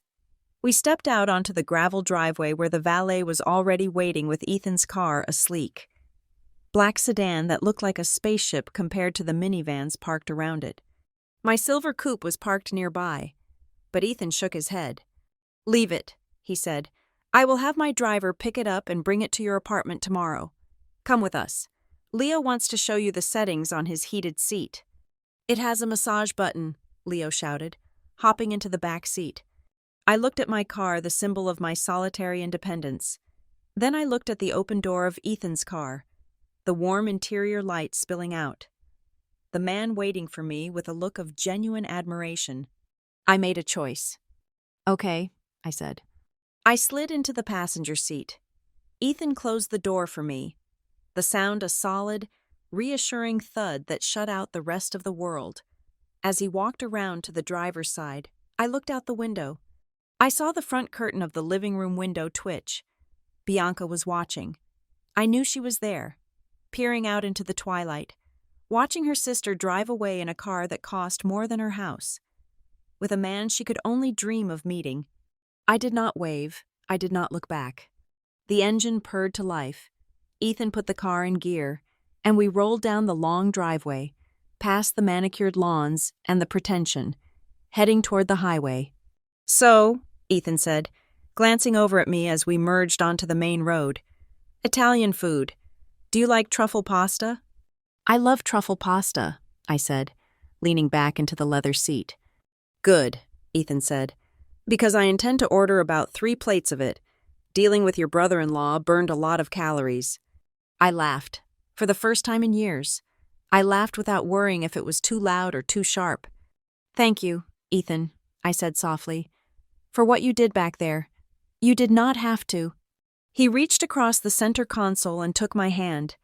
He did not look at me. He kept his eyes on the road, but his grip was tight. "Yes," he said simply. "I did, because dragons have to stick together." From the back seat, Leo cheered. "Team Dragon!" I squeezed Ethan's hand back. The sun was setting over the Hudson, painting the sky in shades of purple and gold. It was beautiful, and for the first time, I felt like the beauty belonged to me too.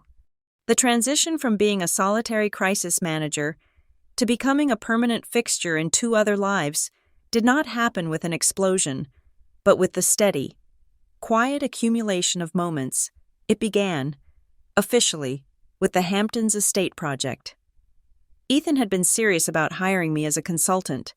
Contracts were drawn up, retainers were paid, and we established a schedule to review blueprints and design schematics.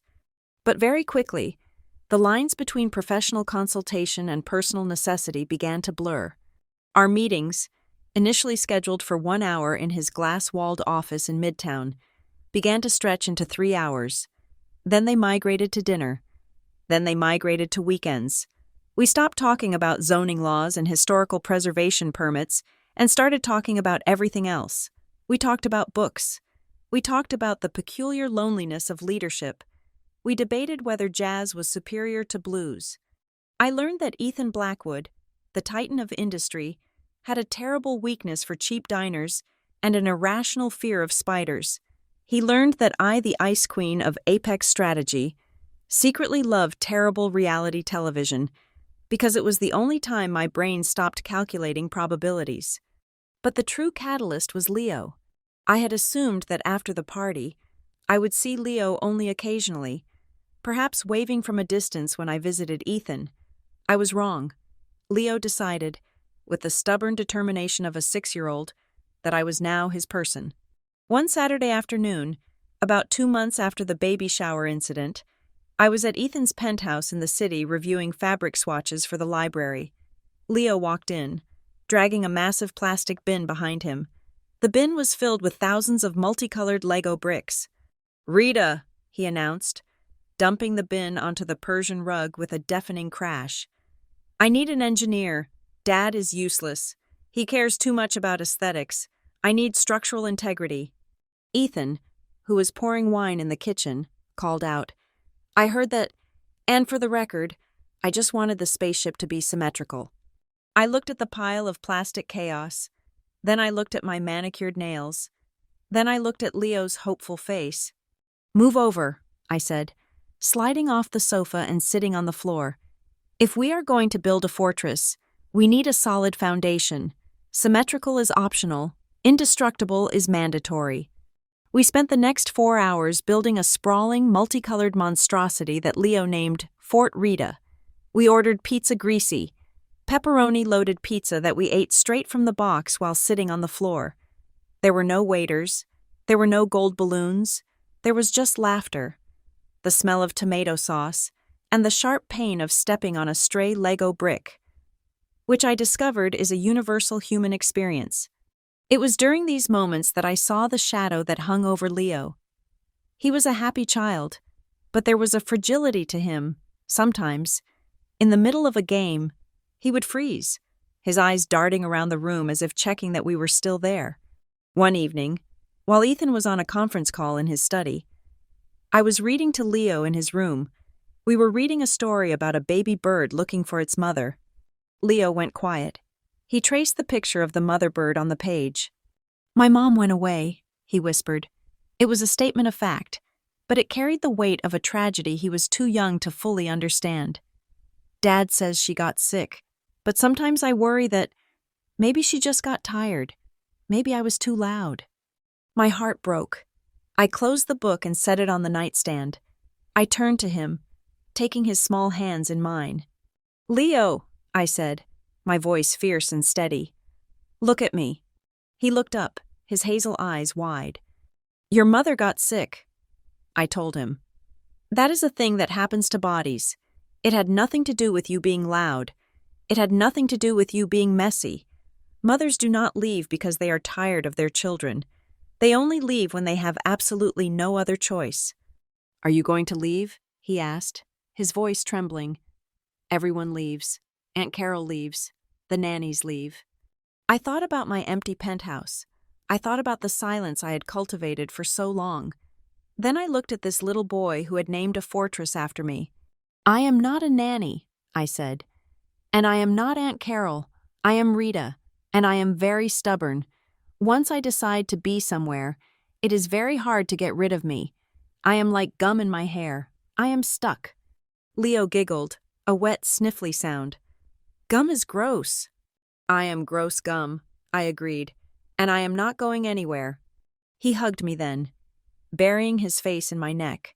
I held him tight, feeling the small beat of his heart against my chest. At that moment, the last shards of my armor fell away. I was not just a crisis manager anymore. I was a protector. As my life with Ethan and Leo bloomed, my old life, the toxic, draining life of the Weatherby family, began to wither. My phone became a repository for desperate voicemails. My mother called 3 times a week. The messages were always the same variations of guilt and manipulation. Rita, darling, why haven't you called? We miss you. Also, your father was wondering if you could ask Mr. Blackwood about his golf club membership. Rita, it is Bianca. Look, I am sorry about the party. Okay, I was hormonal. Can we just move on? We are sisters. By the way, Jason really needs to talk to Ethan. It is urgent. I did not block them. That would have given them too much power. I simply let the calls go to voicemail. I listened to them, deleted them, and went back to my life. It was a coldness born of self-preservation. The news about Jason came to me through the grapevine of the city's business elite. Word had spread fast after the party.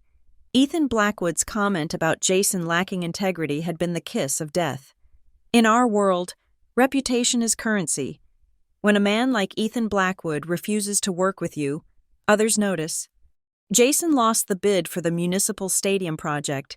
Then he lost his contract with a major hotel chain. Lenders began to pull back. The rumors painted him not just as incompetent, but as a liability. I heard Jason Miller is toxic, a colleague told me over coffee one morning, not knowing the family connection. Apparently, he treats women like furniture. Clients are dropping him left and right. I sipped my espresso and said nothing. I did not need to twist the knife. Jason and Bianca had handed the knife to Ethan, and he had simply let gravity do the rest. They were drowning in the consequences of their own character, and for the first time, I felt no obligation to be their lifeboat. My commitment to my new life was tested on a rainy Tuesday in November. I was in the middle of the most important meeting of the quarter. We were finalizing a merger between 2 pharmaceutical giants, a deal worth $40 million. I was at the head of the table, flanked by lawyers and CEOs. The air in the room was tense. Millions of dollars rested on my ability to mediate a dispute about intellectual property rights. My phone, which was face down on the table, vibrated. I ignored it. It vibrated again and again. I frowned. Only 3 people had this number for emergencies: my assistant, Ethan, and Leo's school. I picked it up. It was the school nurse. Ms. Weatherby. The nurse's voice was anxious. I am sorry to disturb you. I called Mr. Blackwood, but his phone is going straight to voicemail. He must be on a flight. Leo is in the infirmary. He has a fever of 102. He is vomiting, and he is very distressed. He keeps asking for you. The room was silent. 20 people were looking at me, waiting for me to continue my sentence about patent laws. He is asking for me, I repeated, my voice softening in a way that made the CEO of the pharmaceutical company raise an eyebrow. Yes, the nurse said. He is crying. He says he wants Rita. I looked at the documents in front of me. I looked at the expectant faces of the men who paid my salary. This was the moment that defined a career. Walking out now would be unprofessional. It could jeopardize the deal. It was exactly the kind of softness my mother had warned me would ruin my success. I stood up. Gentlemen, I said, gathering my files. I apologize, but we will have to suspend this negotiation until tomorrow morning. Suspend? The opposing counsel sputtered. Ms. Weatherby, we are on a deadline. Unless the building is on fire, I expect you to sit back down. I looked him in the eye. The building is not on fire. However, a member of my family is ill and needs me, and in my hierarchy of priorities, that ranks significantly higher than your patent dispute. I did not wait for their response. I walked out of the boardroom, leaving $40 million on the table, and I did not look back. I drove to the school in record time. When I arrived, Leo was curled up on a cot in the nurse's office, shivering and pale. His face lit up when he saw me. "Rita," he croaked. "I am here, Dragon," I whispered, scooping him up. He was burning up. I wrapped him in my cashmere coat, the expensive one I used to be afraid to wrinkle, and carried him to the car. I took him to Ethan's penthouse. I drew the blinds. I administered the medicine. I sat by his bed with a cool washcloth, wiping his forehead as he slept fitfully. I sang lullabies that I didn't know I knew, dredging them up from the depths of my memory. It was dark when the front door opened. I heard frantic footsteps, and then Ethan burst into the room. He was still in his travel clothes, looking disheveled and terrified. He stopped in the doorway when he saw us. The room was lit only by a small nightlight. Leo was asleep, his breathing steady now.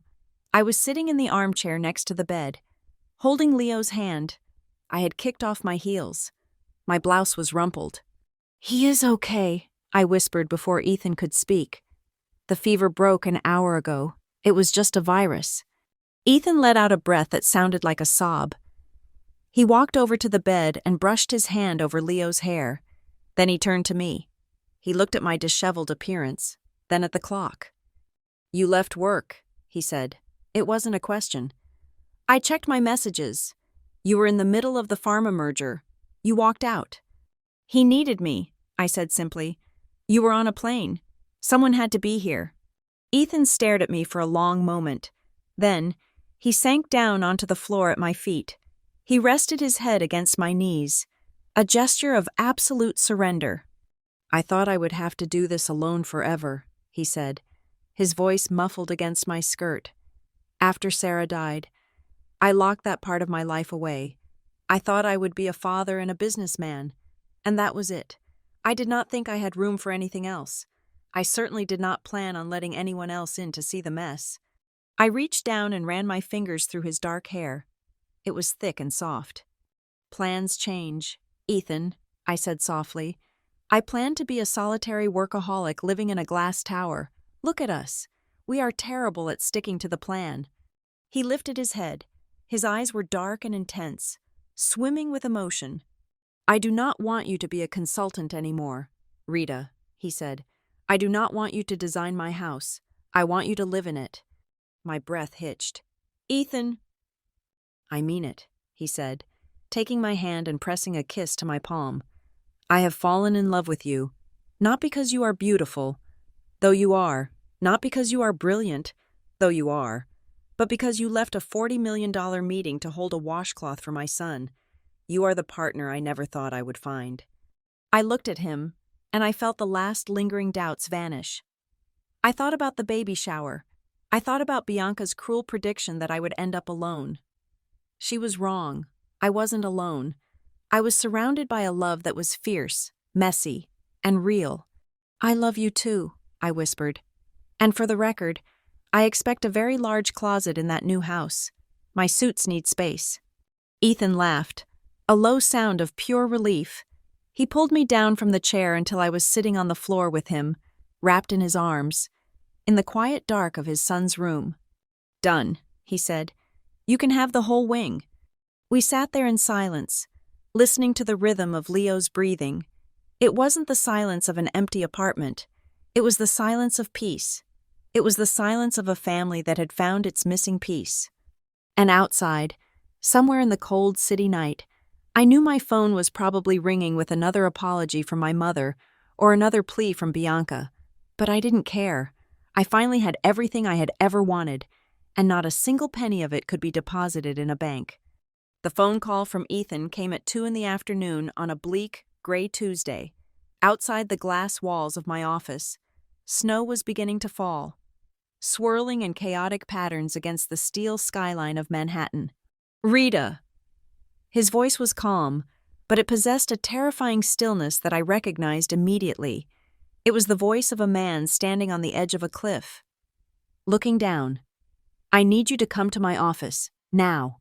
"Is it Leo?" I asked, my heart instantly leaping into my throat, my hand already reaching for my coat.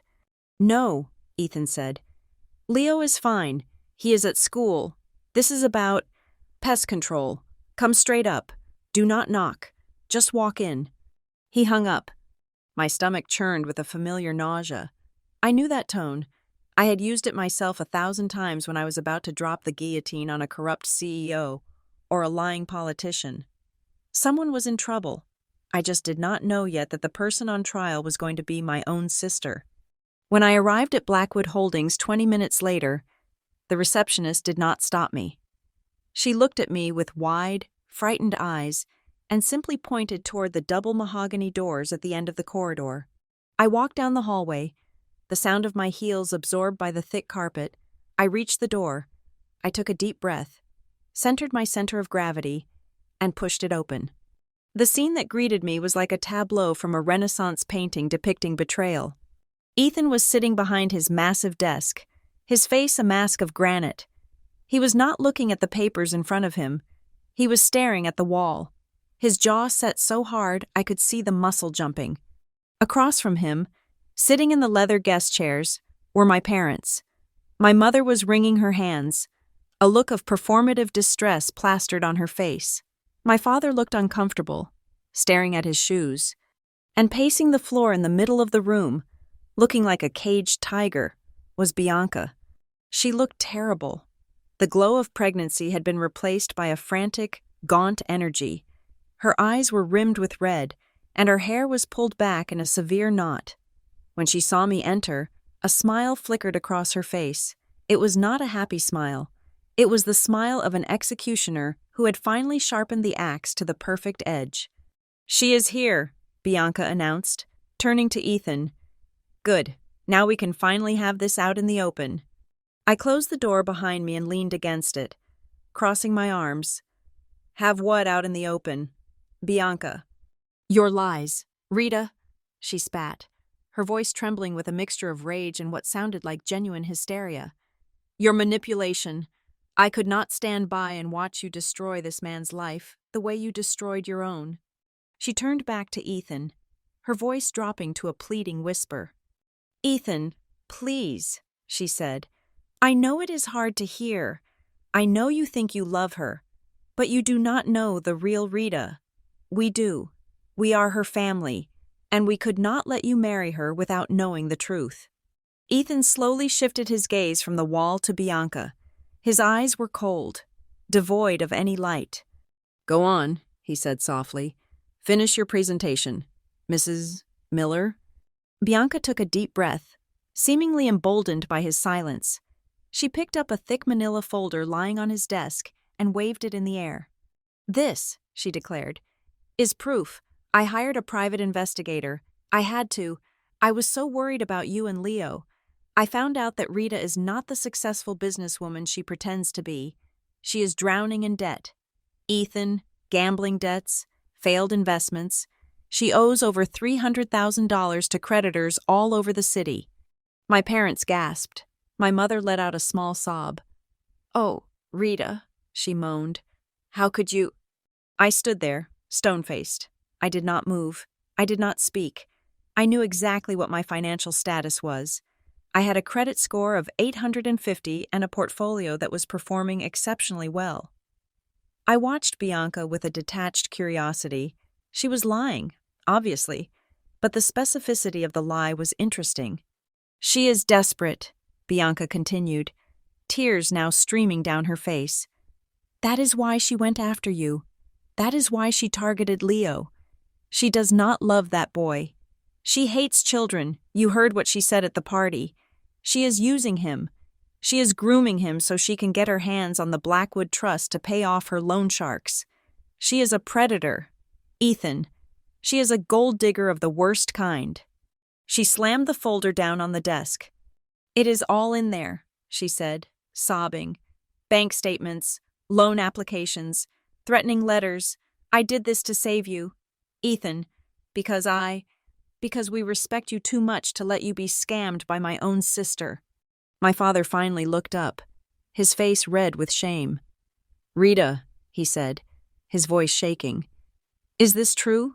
Have you really sunk this low using a child?" "We are so disappointed," my mother wept. "We raised you better than this." The room fell silent. Bianca stood there, chest heaving, waiting for the explosion. She expected Ethan to scream at me. She expected him to throw me out. She expected to be the hero who saved the billionaire from the villain. Ethan reached out and placed his hand on the folder Bianca had slammed down. He did not open it. He simply rested his hand on it, feeling the weight of the paper. "You hired a private investigator," Ethan stated. It was not a question. "Yes," Bianca said, wiping her eyes.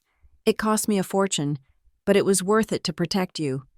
"And these documents," Ethan tapped the folder, "they show that Rita Weatherby owes $300,000. "Yes," Bianca nodded vigorously, "and she is being sued." Ethan looked at me. For a split second, his eyes softened, communicating a message of absolute solidarity. Then, the steel curtains slammed back down. "That is very interesting," Ethan said. "Because I also hired an investigator." Bianca froze. "What?" "I am a man of significant assets, Bianca," Ethan said, standing up slowly. He loomed over the desk, his shadow falling across her. "I investigate everyone who enters my life, especially when things seem too good to be true. When I met Rita, I wanted to know everything about her, not because I doubted her, but because I wanted to know who I was falling in love with." He picked up the folder Bianca had brought and tossed it into the wastebasket without even looking inside. "I know Rita's finances better than she does," Ethan said. "I know she has zero debt. I know she donates 10% of her income to literacy programs. I know she has a savings account that could buy your house 3 times over." Bianca's face went white. "No, that is wrong. My investigator said—" "You do not have an investigator," Ethan interrupted, his voice rising slightly, cutting through her lies like a knife. "You have a printer and a desperate imagination." He reached into his desk drawer and pulled out a different folder. This one was black. He threw it onto the desk. It landed with a heavy, ominous thud. "Open it," Ethan commanded. Bianca stared at the black folder. Her hands were trembling so badly she could barely lift the cover. My parents leaned forward, confusion replacing their shame. "What is this?" Bianca whispered. "That," Ethan said, "is the result of my investigation, not into Rita, into you." Bianca opened the folder. As she scanned the first page, a strangled sound escaped her throat. It sounded like a dying animal. "I was curious," Ethan said, walking around the desk to stand in front of her. "I was curious why a woman would hate her own sister so much. I was curious why you were so desperate to destroy her credibility. So I looked into the Weatherby Family Charity Fund. You are the treasurer. Are you not?" My father stood up. "Ethan, what are you implying Bianca has managed that fund for 5 years?" "She has managed to drain it," Ethan corrected brutally. "Look at the statements. Mr. Weatherby, your daughter has been siphoning money from the charity for 3 years. To pay for her clothes, to pay for her parties, to pay for her husband's failed business ventures." My mother let out a scream, clutching her chest. "No, that is impossible." "It gets better," Ethan continued, his eyes locked on Bianca, who was now shaking uncontrollably. "When the money ran out, she needed a new source, so she opened credit cards, but not in her name. She had bad credit, so she forged a signature." He reached into the folder and pulled out a document, holding it up for my parents to see. "Does this look familiar?" Ethan asked. It was a loan application. At the bottom, in shaky ink, was my name, Rita Weatherby. But the loop on the R was wrong. It was the way Bianca wrote an R. "You stole Rita's identity," Ethan said, his voice dropping to a terrifying whisper. "You racked up $300,000 of debt in her name, and then, when the creditors started calling, you panicked. You decided to frame her. You decided to come here and tell me that she was the one in debt, hoping I would break up with her and she would be too broken to fight back when the lawsuits hit. Bianca dropped the folder. She fell to her knees, sobbing hysterically. No, I didn't mean to. I was going to pay it back. Jason said the deal was coming through. We just needed time. You stole from me, I asked. My voice was quiet, but it silenced the room. I walked forward, pushing past my stunned parents. I stood over my sister, looking down at the heap of misery on the floor. I paid for your wedding, I said. I paid for the roof on Mom and Dad's house. I set up a trust fund for your child, and you stole my identity. I had to, Bianca screamed, looking up at me with wild, tear-filled eyes. You have everything, Rita. You have the money, you have the career, and now you have him. It is not fair. Why do you get to win? You are the cold one. You are the selfish one. I am the one who works, I said coldly, and you are the one who steals. My father walked over to Bianca. His face was a color I had never seen before, a mix of purple and gray. He looked at the documents on the floor. He looked at the undeniable proof that his perfect daughter was a criminal. You forged her signature, my father whispered, horror dawning in his eyes. You stole from the charity. That money was for the orphanage. Bianca. I needed it, Bianca wailed. We were going to lose the house. So you decided to destroy your sister instead? Ethan asked. You came into my office, looked me in the eye, and tried to convince me that the woman I love is a monster, just to cover your own crimes. He shook his head, looking at her with pure disgust. I have the police on speed dial, Ethan said. Identity theft, embezzlement, fraud. I can have you in handcuffs in 10 minutes. Bianca let out a shriek of terror. She crawled toward Ethan, grabbing at his pant leg. No, please, Ethan. Please, I am pregnant. You cannot send me to jail. Think of the baby. You should have thought of the baby before you committed a felony, Ethan said, stepping back to avoid her touch. He turned to me. It is your call. Rita, he said. It is your name she forged. It is your money she tried to steal. Do you want me to call the police? The room hung in suspension. My parents looked at me. For the first time in my life, I saw fear in their eyes. Not disappointment, not judgment. Fear. They knew they had no power here. They knew they had backed the wrong child for 34 years. Rita, please, my mother sobbed.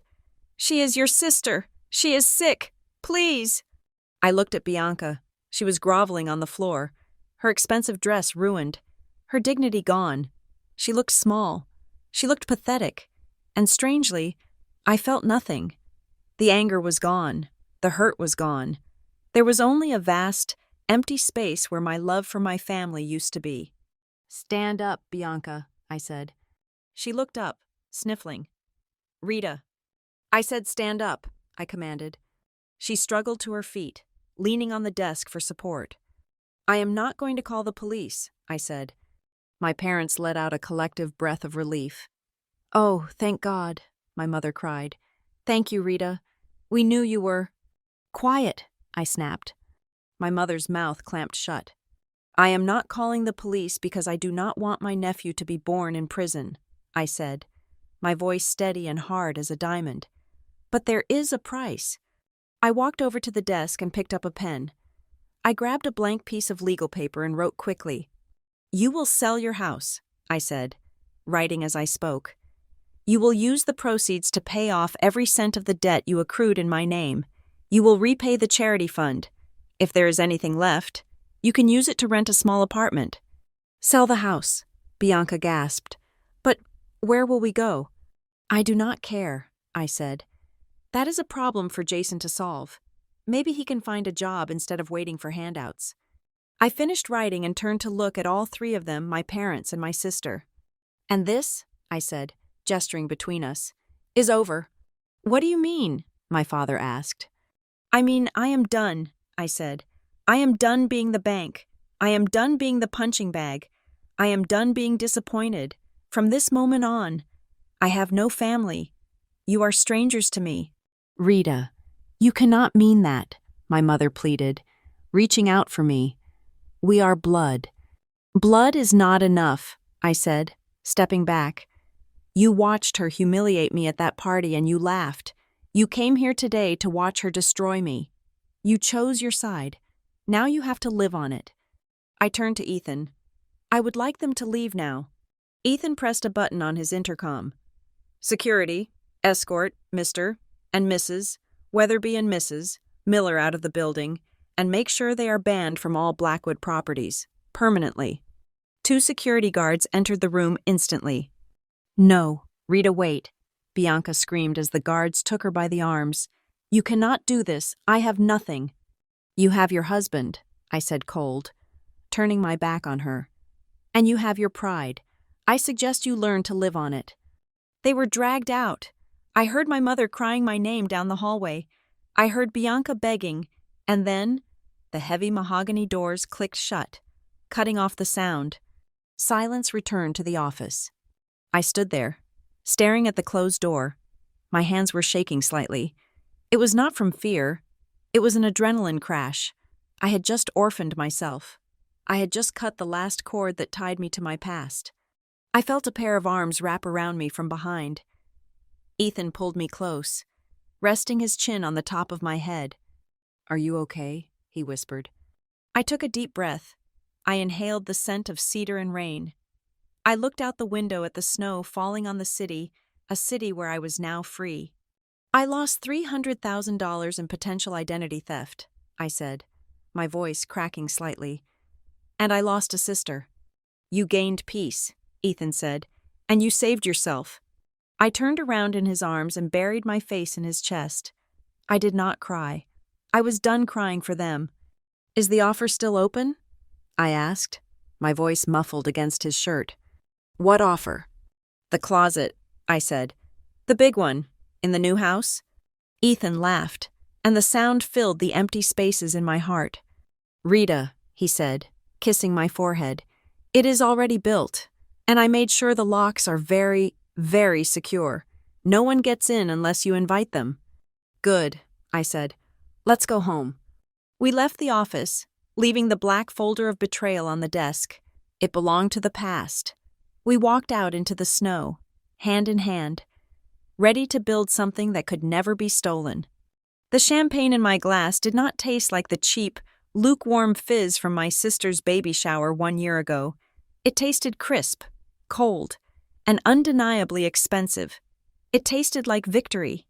I stood on the balcony of the grand ballroom at the Plaza Hotel, looking down at the sea of people below. There were over 500 guests. There were senators, tech moguls, and the titans of Wall Street, but this time, they were not here to judge my biological clock or whisper about my lack of a husband. They were here for me. Today, Apex Strategy has officially gone public. As the newly appointed Chief Executive Officer, I rang the opening bell at the stock exchange this morning. The initial valuation of the company was $4 billion. My personal net worth had jumped to a number that would make my old trust fund gift look like pocket change. I smoothed the fabric of my dress. It was not black today. It was a deep, shimmering emerald green, the color of money. Yes, but also the color of the dragon scales Leo had drawn in the greenhouse. It was bold. It was unapologetic. You look like you are plotting world domination, a deep voice rumbled beside me. I turned to see Ethan. He was wearing a tuxedo that fit him so perfectly it should have been illegal. His hair was slightly longer than it had been a year ago, softening the sharp angles of his face. He looked at me with that familiar, intense heat that still made my knees weak. I have already achieved world domination, I teased, clinking my glass against his. Now I am just deciding which country to buy for our summer vacation. I vote for Italy, Leo chimed in. I looked down. Leo was standing between us, looking exceptionally dapper in a miniature tuxedo and a green bow tie that matched my dress. He was 7 years old now, taller, and missing a front tooth, but his hazel eyes were as sharp as ever. Italy has good pizza, Leo reasoned, and I need to inspect the structural integrity of the Leaning Tower of Pisa. I think I can fix it with Legos. I am sure you can, dragon, I said, reaching down to ruffle his hair. He leaned into my touch. Over the past year, I had become a fixture in his life. I was the one who checked his homework. I was the one who put Band-Aids on his scraped knees. I was the one who sat with him during thunderstorms.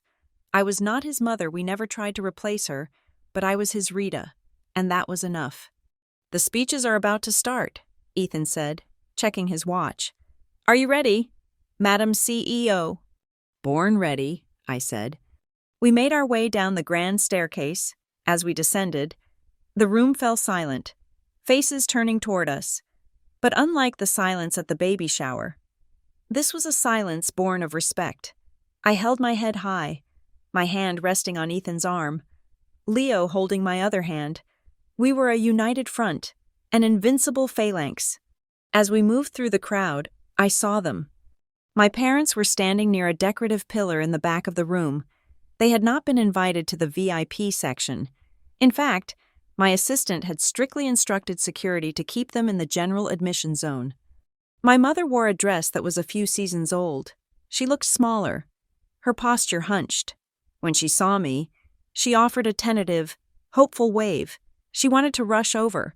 She wanted to claim credit. She wanted to tell everyone that she was the mother of the CEO. But she didn't move. She stayed by the pillar. Over the past year, I have kept my promise. I had not spoken to them.